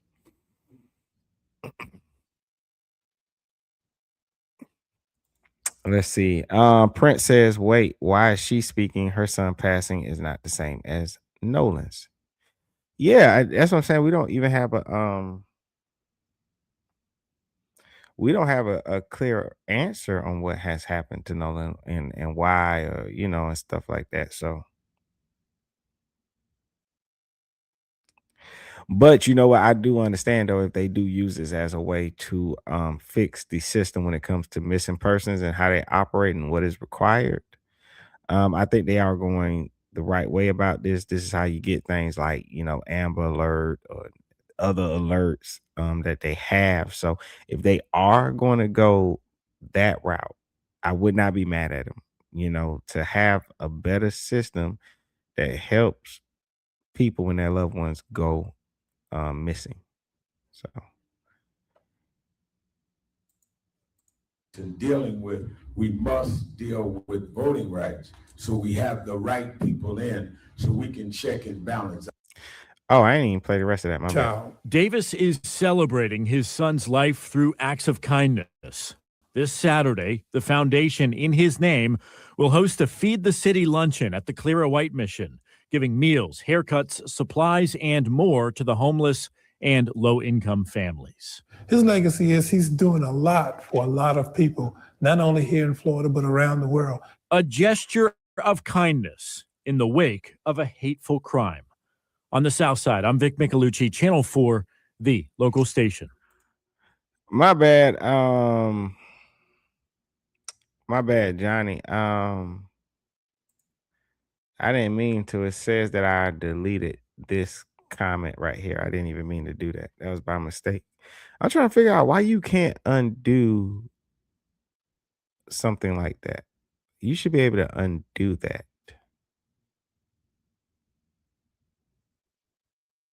It says it won't let me undo it. That's weird.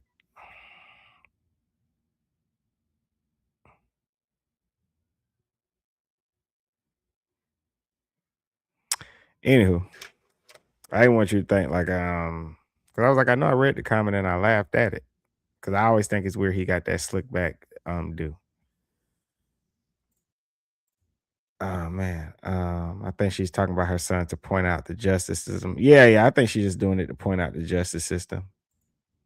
But the justice system took, they prosecuted that guy, right? People fail to realize, there's a DA that has to look at that, and they take that case up and they go, look, I think he's did something wrong. And they take it to the grand jury and they're letting them know that, hey, I want to lock this person up.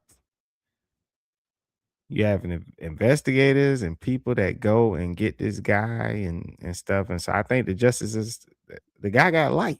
So I think the justice system handled that guy.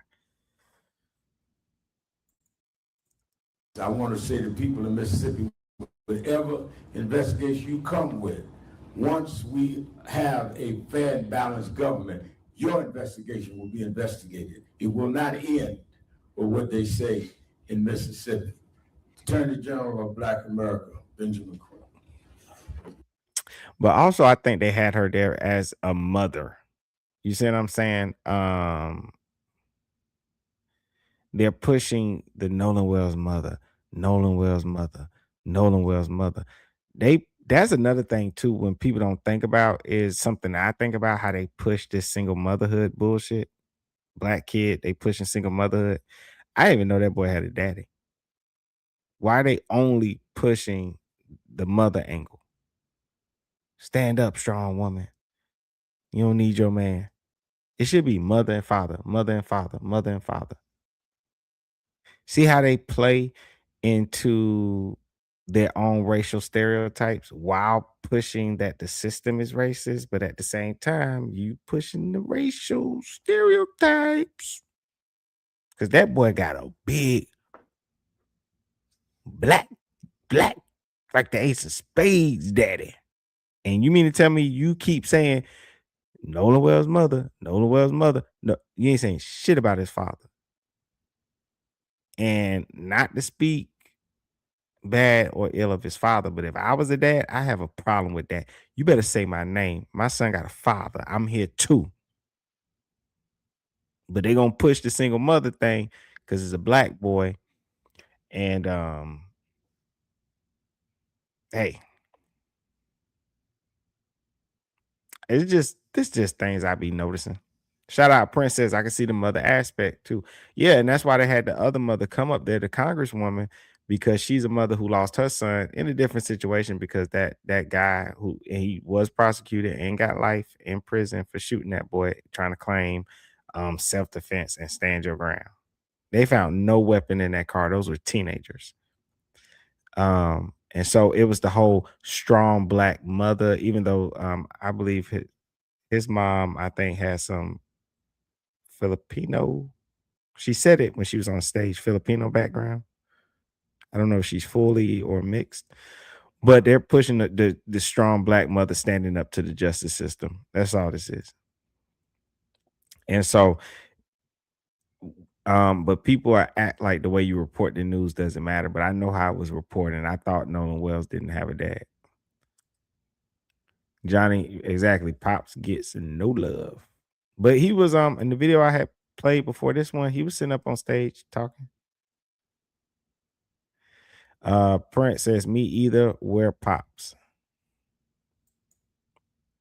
He might be on the stage then. I know he was on the stage when we that last video I was playing. He was the one sitting right next to her.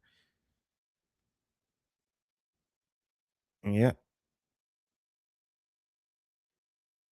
Well, Johnny said, I think that's his. Well, no, when he was on the stage, he told the man that was on the stage, he told the story of how him and the mom went to go get the keys to the car. And he said he pulled his friend Jax to the side.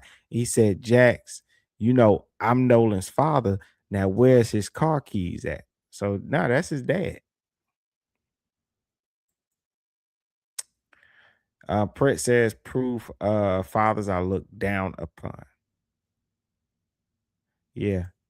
Princess stepdaddy or not. Well, yeah, it doesn't matter if it's his stepdad, his dad. I'm saying he's in all the family pictures with him. He keeps saying, my son, my son, my son, my son. In certain when I've seen him speak, he says my son, my son. So it could be biological dad, stepdad. I mean, but he has a dad. You know, these are two parents in his life, active, but they're pushing this single mother thing. It's very subtle. It's subtle. It's kind of like Kamala, right? I didn't even know Kamala was married. If you're not into politics, some of these things you would not know. Kamala didn't know. They did a good job trying to put out there a certain way. And it's a subtle thing. It's you know, that way they can deny and say, well, I didn't say that. I didn't do that. And it's like, you did it. You did it in a subtle way. It's very sneaky the way you did it. See, there you go right there. Thank you so much, Mentor.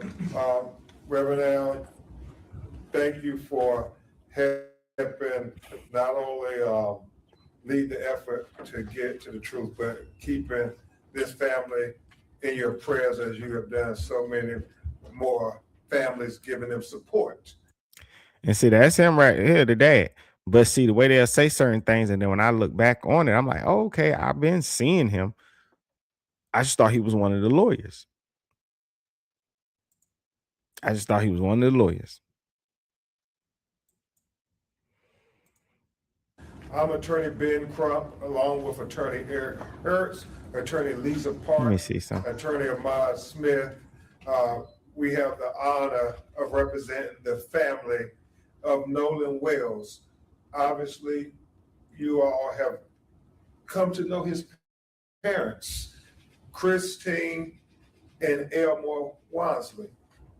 And this is hard. See, the I dad. heard Congresswoman Macbeth, who lost her son George. See, where is that? Oh, okay. But see, you look at the pictures, mom, dad, right? Up on the stage. Mom, dad, he be there. Mom, dad. But they always say mom. They just mom, dad, mom, dad, mom, dad. Look, mom, dad, mom, dad, mom, dad. Mom, dad, mom, dad. All the pictures, mom, dad, mom, dad, mom, dad, all this. Mom, dad down here, mom, dad. Oh man. Oh, I'll zoom in more. But mom, dad, mom, dad, mom, dad, mom, dad.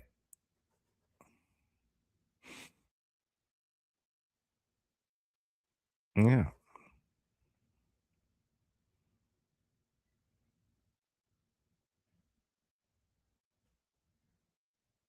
Yeah.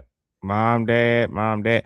But see, then even when like Ben Crump be talking, right? He'll be like, they're attacking because she want the answers. Any mother want the answers. They don't didn't I say like the mom and dad want to answer? Sometimes he say the family or something, but it was just weird to me. It's just some subtle. Maybe it's I can't accuse him and say if it's intended or not intended. I just think it's weird. I really do. I think it's weird. Yeah. Prince saying Ben Crump and lawyers like him coach them families pop stay out of this. And yeah, and that could be a tactic because I think a mother gets more sympathy. So I can see that.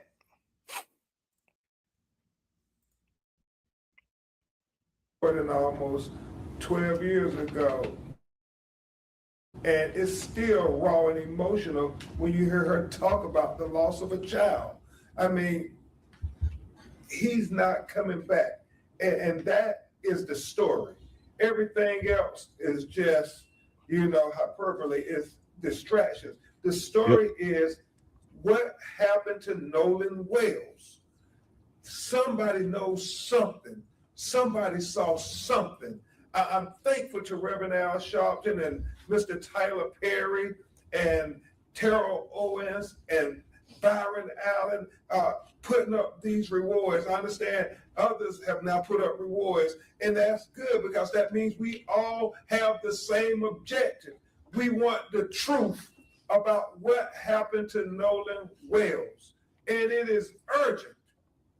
It is urgent because each day that goes by, you worry, will we ever get to the truth?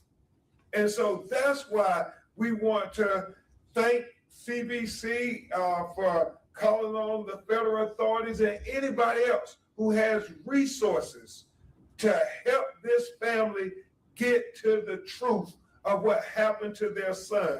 I know I was talking to Christian Clark, and she said, no, let's make sure that all taxpayers' money that goes to support federal resources apply to our children too. I mean, let's say that nobody should say, oh, it doesn't matter that much because it's a black child. No, it matters. All of our children matter.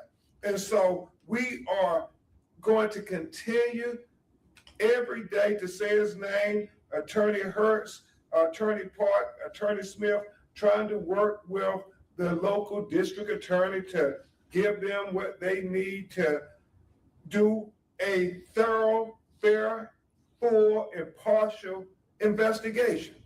That's what we're asking for. Everything else is just a distraction because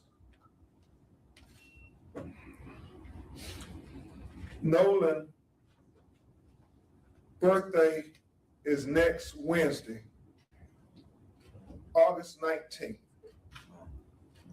It is going to be extremely difficult for his mother, his father, and his family, because this August 19th will be like no other that they've ever had for the last 19 years. I mean, it's a milestone when your child gets to be 18 years old. You try to breathe a little easier, Reverend. Now you say, man, we almost got them there. They're at the cusp of being an adult, cusp of manhood.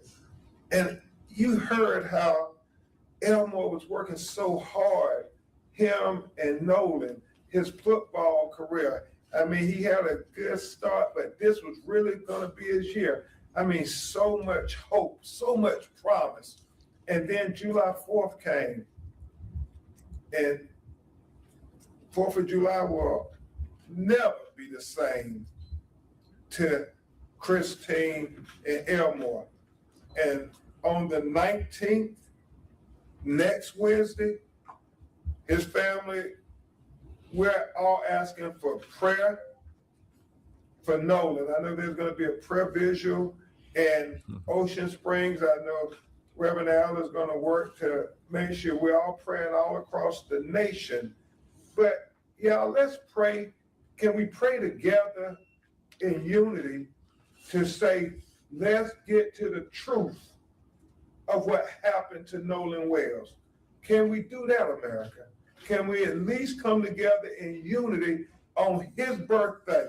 Everybody who claimed to ever be a friend of his, can we come together in unity and pray for the truth and try to have love in our hearts for this family, for this brokenhearted mother and father, his sisters and brothers? Can we try to give them grace and give them love and pray for their humanity, for their son who was lost on 4th of July and is never coming back? Is that?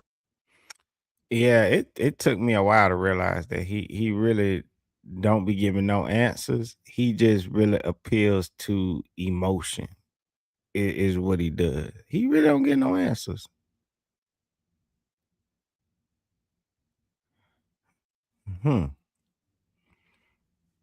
I know. We said Tyler Perry putting up money to solve a possible crime. I know Johnny said if he put $1 million up, they gonna have people with satellite images. They gonna hack into the satellites. That's so much to ask. Let's have a national day of prayer on August 19th, next Wednesday, for Nolan Wells. And at this time, we hear from his mother and father, then Eric, and us will try to answer your questions. Hello, everyone. Thank you all for having us, for platforming our son's story. As many of you know, his 19th birthday is next Wednesday. Damn, they all up on her. Is it me or is they awfully close? Ain't got to be that damn close for her to speak. Is it just me?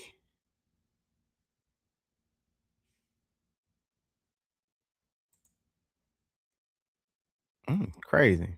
Prince, I would pay money to see Tyler pay money to. Yeah. Oh man. And it's as the days get. They is close, man. Close as shit, man. Let that man let it be. Look at the white guy. He all over her damn shoulder. He like he's standing on his tippy toe. Ben Crump all up on. Look, her husband can barely get his freaking hand on her shoulder. He's like wedging right. They should be able to stand there and show a unified couple and stuff. The hell they so damn close.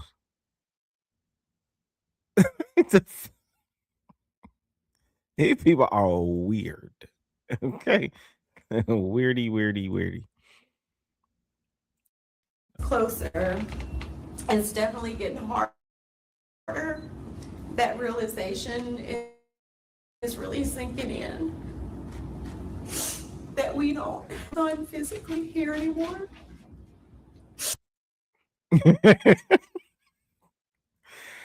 Ego said they always stand super close to the families. Make sure they don't say the wrong thing or go off script.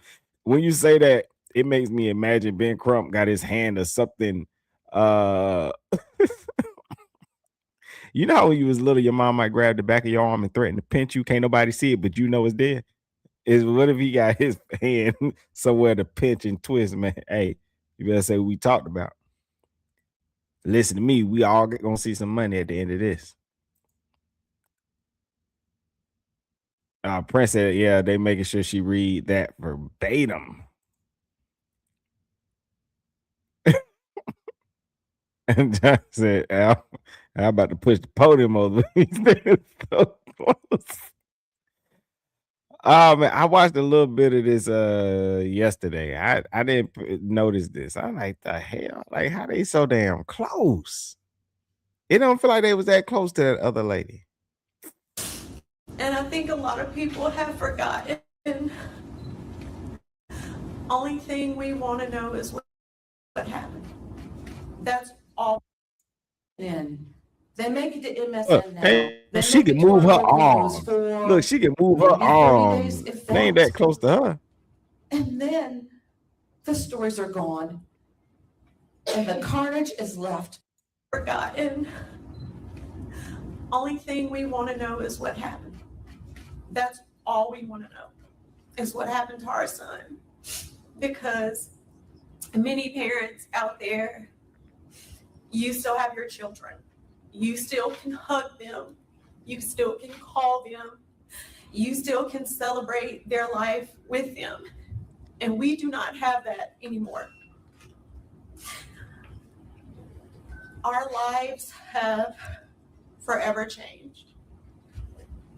This new normal is something I would never wish on anyone, not even my worst enemy. The hurt that we feel daily, the conversations that we have to have, not just with each other, but also with our other children as they are grieving as well. So we ask that everyone, please. Damn, ain't it enough people up on it? He pulled somebody else up in there. You come up in here too. We need some more body heat. Like, that is weird.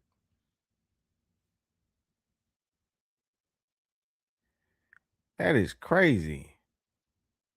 Johnny said everybody don't see Crump arm. He got them pinchers locked and loaded. They so close if she wipe her tears on their shoes.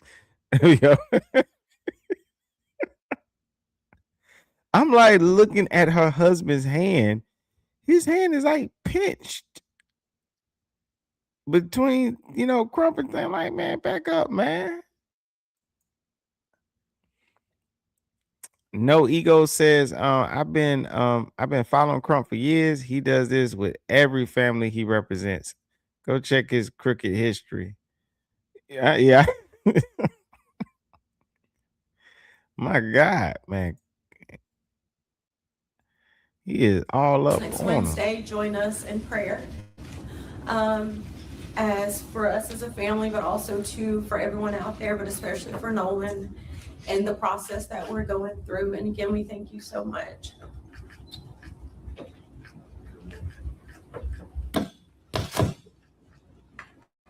First of all, I want to say thank you to. You see that? Look, she tried to shift.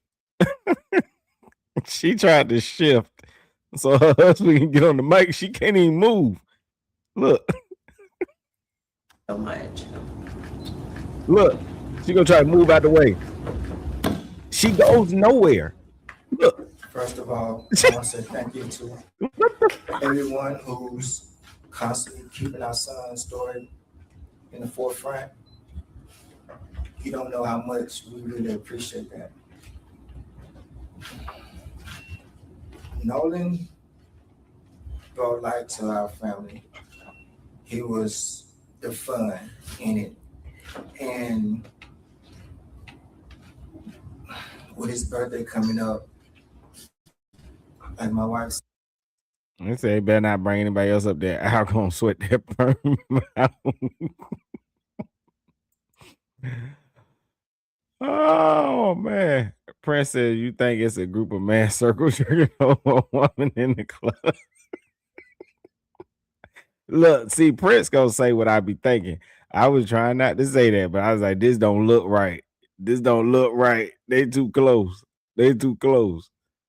Oh my God. And then when she just tried to move so her husband can get on the mic, his dad, she couldn't go nowhere. She was doing this. She was like, girl, you in the same spot. You ain't going nowhere. Is it? No, he goes that it's like a box out drilling.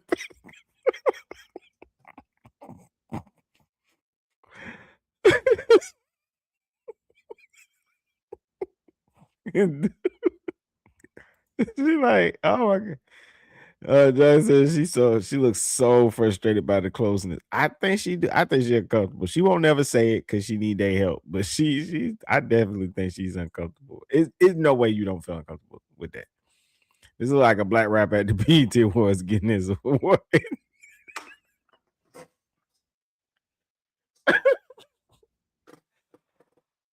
Oh shit! I'm taking a picture of that one.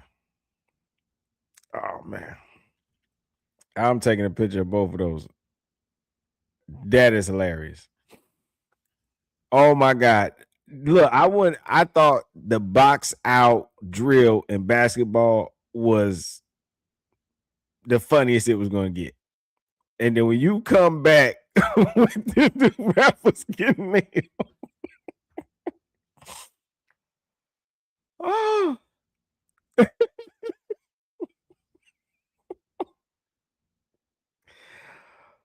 Oh shit. Oh my God. That's hilarious.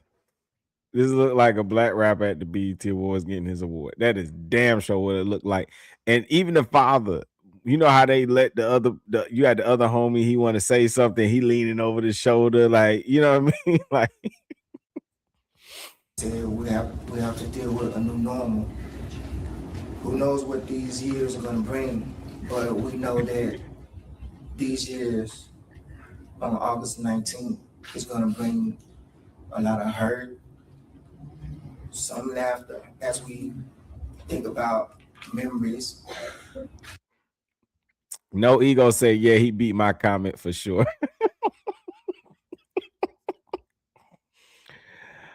Oh, nah, Press, you good, man. We needed some laughter. You know what? And this is another thing where I be doing my room and I do true crime, like, and you be watching it. I really want to get more into like the editing and uploading the videos because a lot of news is boring. It really, really is. So somebody like you have to make it fun somehow, some way, because a lot of it's boring. A lot of it's redundant. You're hearing the same information over and over again and stuff. So you really you have no choice but to find the humor or make it fun. Like you have no choice but to do that. Cause but me, I just like looking at stuff like this, but I'll watch it till I fall asleep. You know what I mean? Yep. Prince OMG, yes, gotta have that laugh to break the ice. Definitely, for sure. Definitely. Johnny says laughing is the key of overcoming pain. It definitely is. Facts. Facts. But as far as our family, a very big piece will no longer be there. We just want the truth. We just want to know what any other parent would want to know. We're asking the questions any parent would ask. And if you feel that something's wrong with that, then that's a problem that you have to deal with. But as far as us and our family, we're just asking for truth, transparency, and to please keep us in your prayers. Next week is going to be a hard week, and the years follow are going to be hard. Thank you. Thank you very much, Christian Elmore. No, Al Sharpton did not just tap his hair. No, he didn't. Thank you very much, Christian Elmore. It never gets easy, Reverend Al. And they're asking, I know Reverend Jamal Bryant is coming to Ocean Springs. Anybody who can come to Ocean Springs to be at the prayer visual with them on a Wednesday evening at 7 p.m., please come. And if you can't come, please have prayer visuals in your city and your communities. We need to find out what happened. Attorney Hurts, Attorney Parks, and Reverend Allen, as we're trying to answer your questions. The family, obviously, the motion, they'll try to answer questions if they can. Any questions? My name is Logan John, NABJ. Yeah, give us where you're calling, where you. NABJ News. Okay. What do you believe accountability and justice for Nolan Wells should look like? It's very simple, as we always say. What was that if question? It was your child, what will accountability and justice look like? If it was. What do you believe accountability and justice for Nolan Wells should look like? It's very simple, as we always say. If it was your child, what will accountability and justice look like? Well, that's the same thing they want for their child. Whatever it would be for your child, that's the same thing they want. Whatever. That's what I said. But the thing is, he don't know how to answer that question because I don't think he really knows. That was similar to the question the lady asked him the day before, and I think that's why people get frustrated with him, right? Because he's great at what he does. That's right. But when someone says, "What would the justice look like?" we need to know law. We need to know what is the system doing that we're working towards changing. I couldn't join this movement because I don't know what it's a movement about. I don't know what we're changing. Like, what is the agenda? What was done that was a violation of rights? Because every time you get this question, you just go, what would you want for your family? Like, I don't know what to want or what to expect. Could you please tell us what to want and what to expect? Not tell us what to want like that, but for instance, a lot of times people get taken advantage of is because they don't know what is what they should be asking for. So answer the question by telling us what we should be asking for. I still never got the answer. What happened in the investigation that made you say, they doing this investigation wrong? Or is this all based off of somebody finding somebody in the water and you saying, well, I don't see where it was foul play. I think they drowned. And is that what is all based off of? Because I was keep waiting for more details and more context as to that. Because I think that's important to know for future cases and references. What are we basing everything off? You know, when you look at case law, they point out specifics. The state of, so and so versus the state of such and such found that in this case, the system failed to do this, and that. And because of this case, we changed this, and that.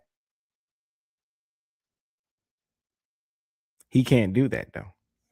He's going to revert back to what he always says. The mom and the father, the parents want answers. What would you want for them? That's all he's gonna do. He's one of them people you ask a question, he asks you a question back, and you know that pisses people off. Nobody likes that. Nobody like when you ask somebody a question and then they ask you a question back. Like, I asked you a question. I'm making sure he ain't got no afro forming back there. You know, it's crazy. He do got an afro forming back there. He pet it. He do. Prince said, "We'll give the mom all the time. You on the other hand." Oh, we'll give the mom all the time. You on the other hand, yeah. They cut Buddy short.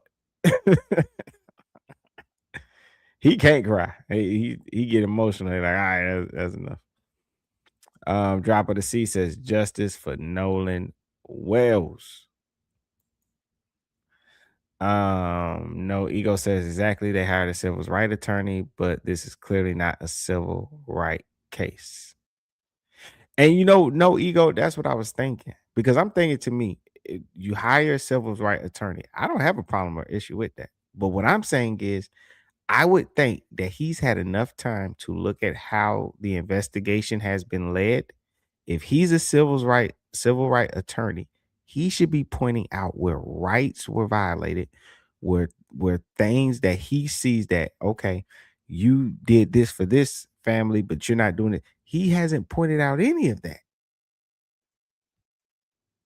at all. He's done nothing. And that's why people are calling him a race baiter or a race hustler, because where's our information? I think you owe that to people. Not just you owe the family, but if you stand up for, what if something happens to me? I'm looking for him to give the answers. He's supposed to be leading this movement, right? And then I look at him for the answers. What if something happened to me or somebody I know? I can't go back and help nobody with nothing that Ben Crump say. He don't say shit. You ask him a question, he asks you a question right back. Whatever music you like. Whatever food you like. Ben Crump, what you want to eat today? I mean, I like to eat. What would you like to eat today? You go out and you go to a restaurant and you eat, and I would like to eat as much as you would like to eat. He would never give you an answer. Prince says he doesn't know yet. He's the big named attorney, just race baiting. Yeah, that's what I'm saying. Like, I don't think he knows a damn thing, man. He hasn't pointed out anything, and that is important for context. That would make the story so much. Do you know? Here's my thing. If he really wanted to get people to stand up and fight the power, don't you think he would name specifics? They did this to the family. That is a violation according to law. They did this and this to the family. That's the racist part of it. He's literally not giving you any information. No one can name one fucking thing Ben Crump has said. All his suggestive language of what he's accusing, the investigation this, the investigation that. What information, what answer has he said about the investigation? Anything? Nothing. He just says, this is Mississippi. We know the history. He can't point out anything that the investigation did. or nothing. He's just dragging it on. That's why I put in the title, Nolan Wells family and lawyer want answers. Or do they? This man ain't said a damn thing in all this time. And it pisses me off because I'm really into like the true crime shit. And then like when things happen to people and injustices, I'm into it. I want to spread awareness, but it pisses me off. I keep showing up and I keep clicking on videos and I can't even get a fucking answer. I'm like, what exactly did the system of Mississippi do in this case that we need to be fighting against? And he won't name anything specific. He just says, oh, the history.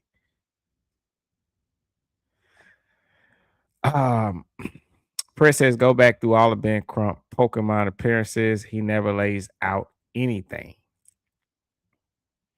And I agree with that, Prince. And that's why I be like pointing out. I'm realizing I'm like, yo, this dude don't be saying nothing. He like one of them people, man, that's good at like talking to people, preaching, and then you'll be like, it takes a minute sometimes, but you'll wake up one day, you like, man, I just realized so and so don't never say a damn thing. You don't be saying nothing. Let's see. Drop of the C says, I think going to the grand jury is Crump strategy to get justice for Nolan in Mississippi. Um, who present the DA presents things to the grand jury, right? They go there to see if there's enough evidence for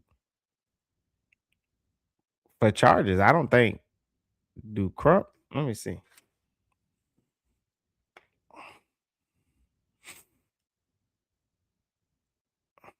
Trying to see. Do he how does that work?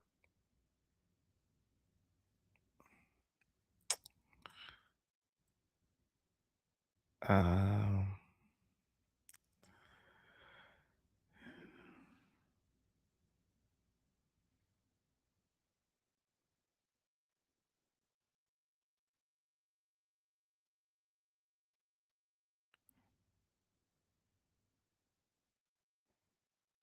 let's see.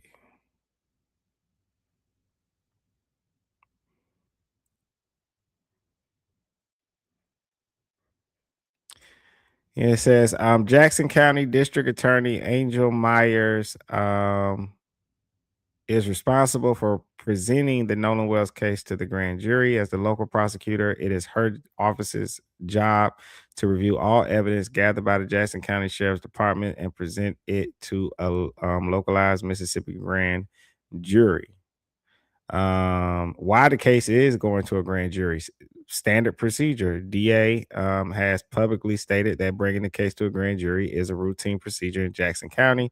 Her office presents every single death in the county that does not stem from natural causes or non-criminal car accident.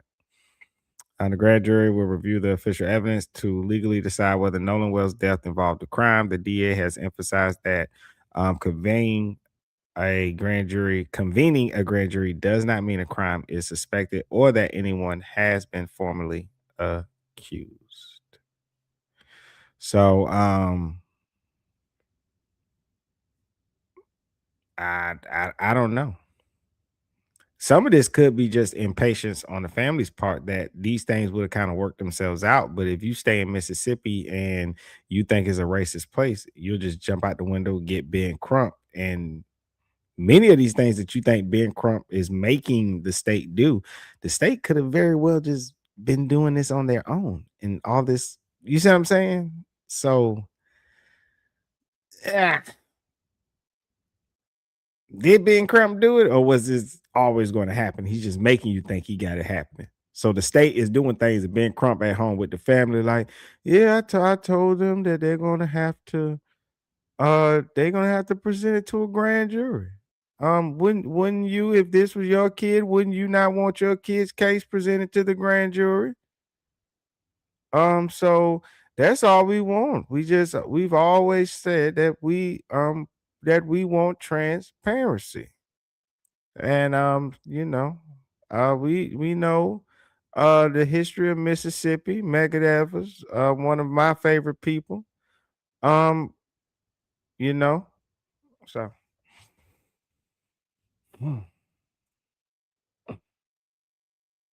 No Ego said, "Oh, not a bad Crump impersonation." I appreciate it. I'm trying to.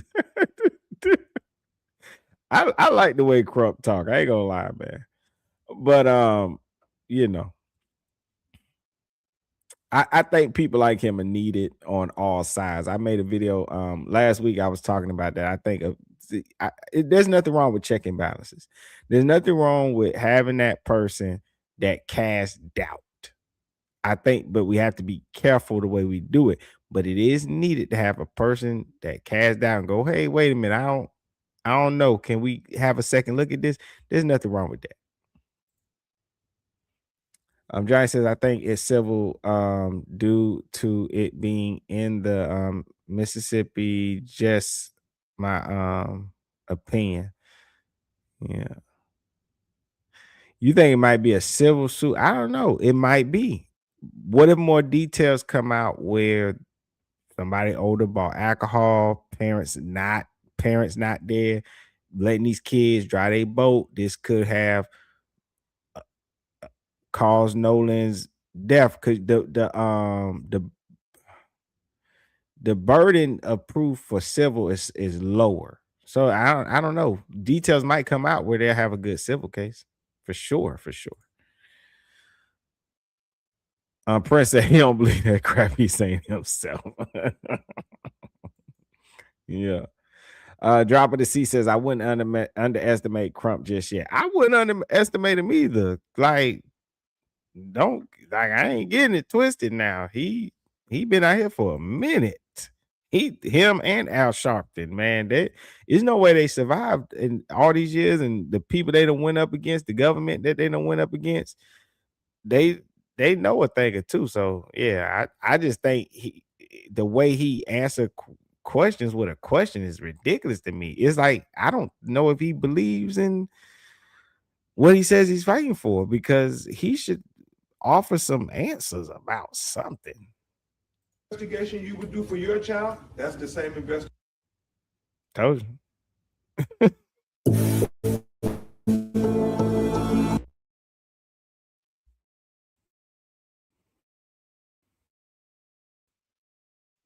Oh my God. That's the same investigation I want for mine. It's not just, oh my bad. Let me get it. Stop doing that voice. It's not just so much civil against the kids, more on the system, because fresh out the gate, they said no foul play. Yeah, I think they would have a hard time suing them for that, because they didn't close the case. And it's not like they gave him a hard, like, people have to realize he just died. So it's not like the family been fighting for 2-3 years trying to figure something out. No, the family literally, he just died. They come and look. Initially, it's, hey, we don't see where it's foul play. They are allowed to get it wrong. The family says, well, hey, we want to get our own autopsy. They didn't fight them. They said, okay, cool. You can have it. So I don't know what civilly they would have against the system, the investigation. It doesn't look like they, unless they just not telling us. I don't see what they did was wrong. This is not one of those cases that has drug out, like where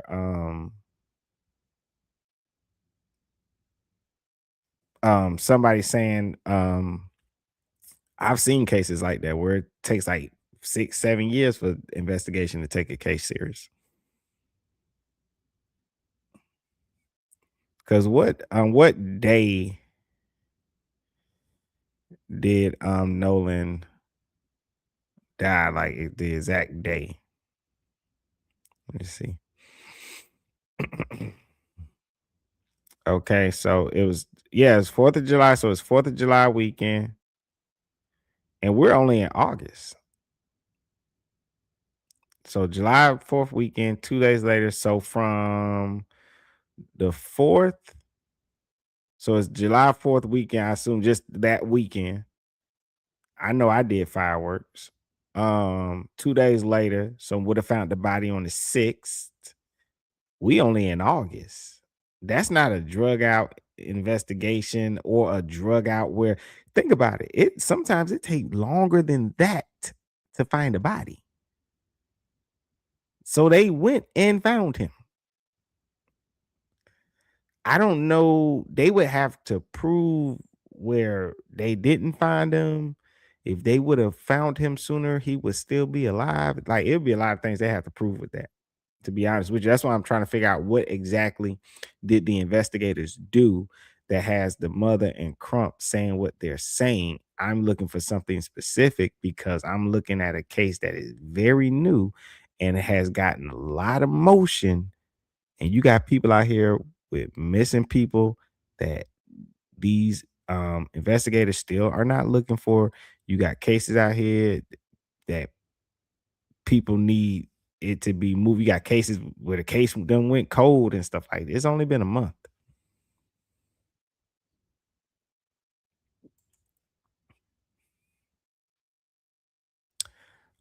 They only No Ego says the only way there won't be a civil case is unless the toxicology test comes back and Nolan had drugs in his system. Excuse me. Did that did that did that come back yet? Let me see.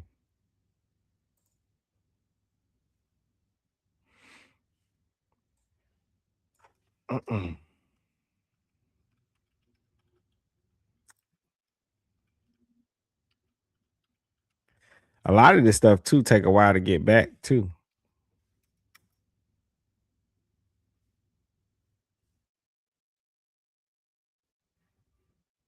Yes, they haven't even gotten that back.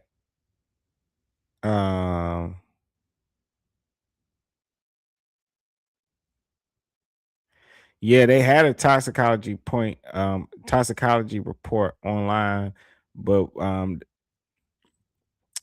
it was actually a fake and stuff. So even like this, all this has just happened to the point where there's not even been enough time to get those reports back. Let's see. Let's see. Drop of the C says, in Mississippi, a grand jury determines whether sufficient evidence exists to indict someone. If so, it returns a true bill, formally charging the person with the felony. Yeah, but I'm thinking, drop of the C. I don't even think they have nobody to give that to currently. And I think, I think that they would have, I don't know. I think they would have took it to a grand jury anyway. It seems like that's kind of standard. Um, and I know they can say like even with them saying like with the whole thing and is racist. I'm sorry, this is a high profile case. I don't care if you black or white.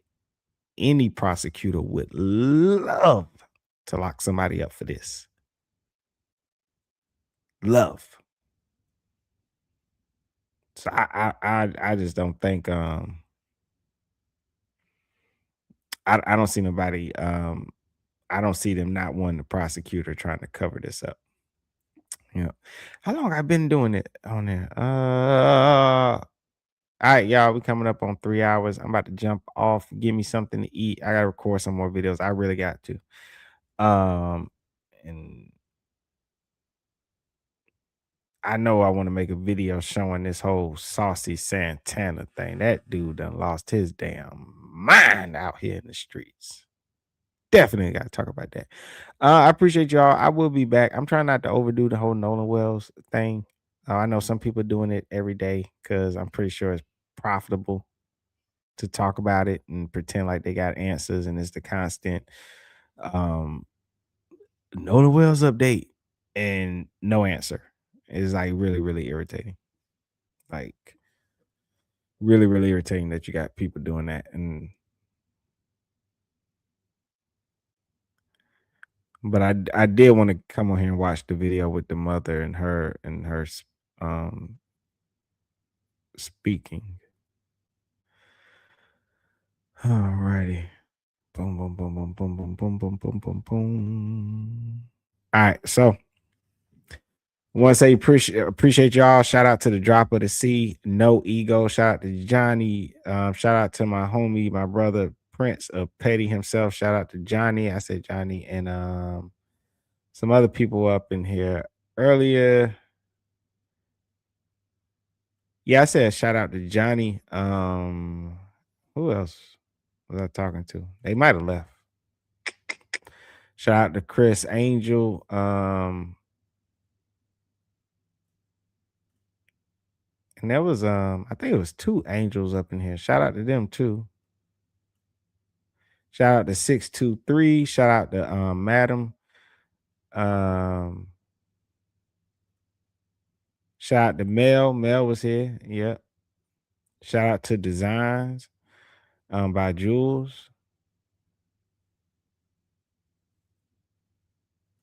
Yep. I know oh, shout out to Nicholas was in here too. No Ego was in here. I think since early in the beginning, you and Mel. Appreciate y'all. Shout out to Adorable as well. That was here. And shout out to Tony. Shout out to Season Troll. Shout out to Jared. Shout out to Randy. See Tony. I think there's 2 different trolls that came through in the chat. Shout out to Christian. Yep.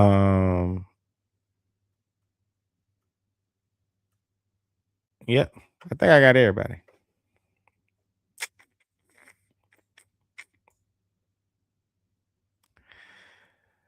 Man, I appreciate y'all, man. Appreciate you, Johnny. Appreciate you, Prince, man. For real, man. Appreciate y'all. Yeah, I'm about to go eat. And I gotta find a good debate to come and watch again, man. I ain't really been seeing no good ones that I like. I'll see though. I don't know.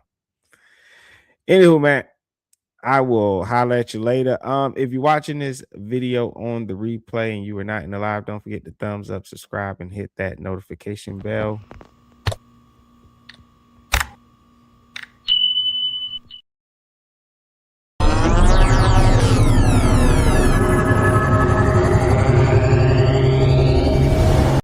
Welcome to Risky Behavior ENT. Risky behavior.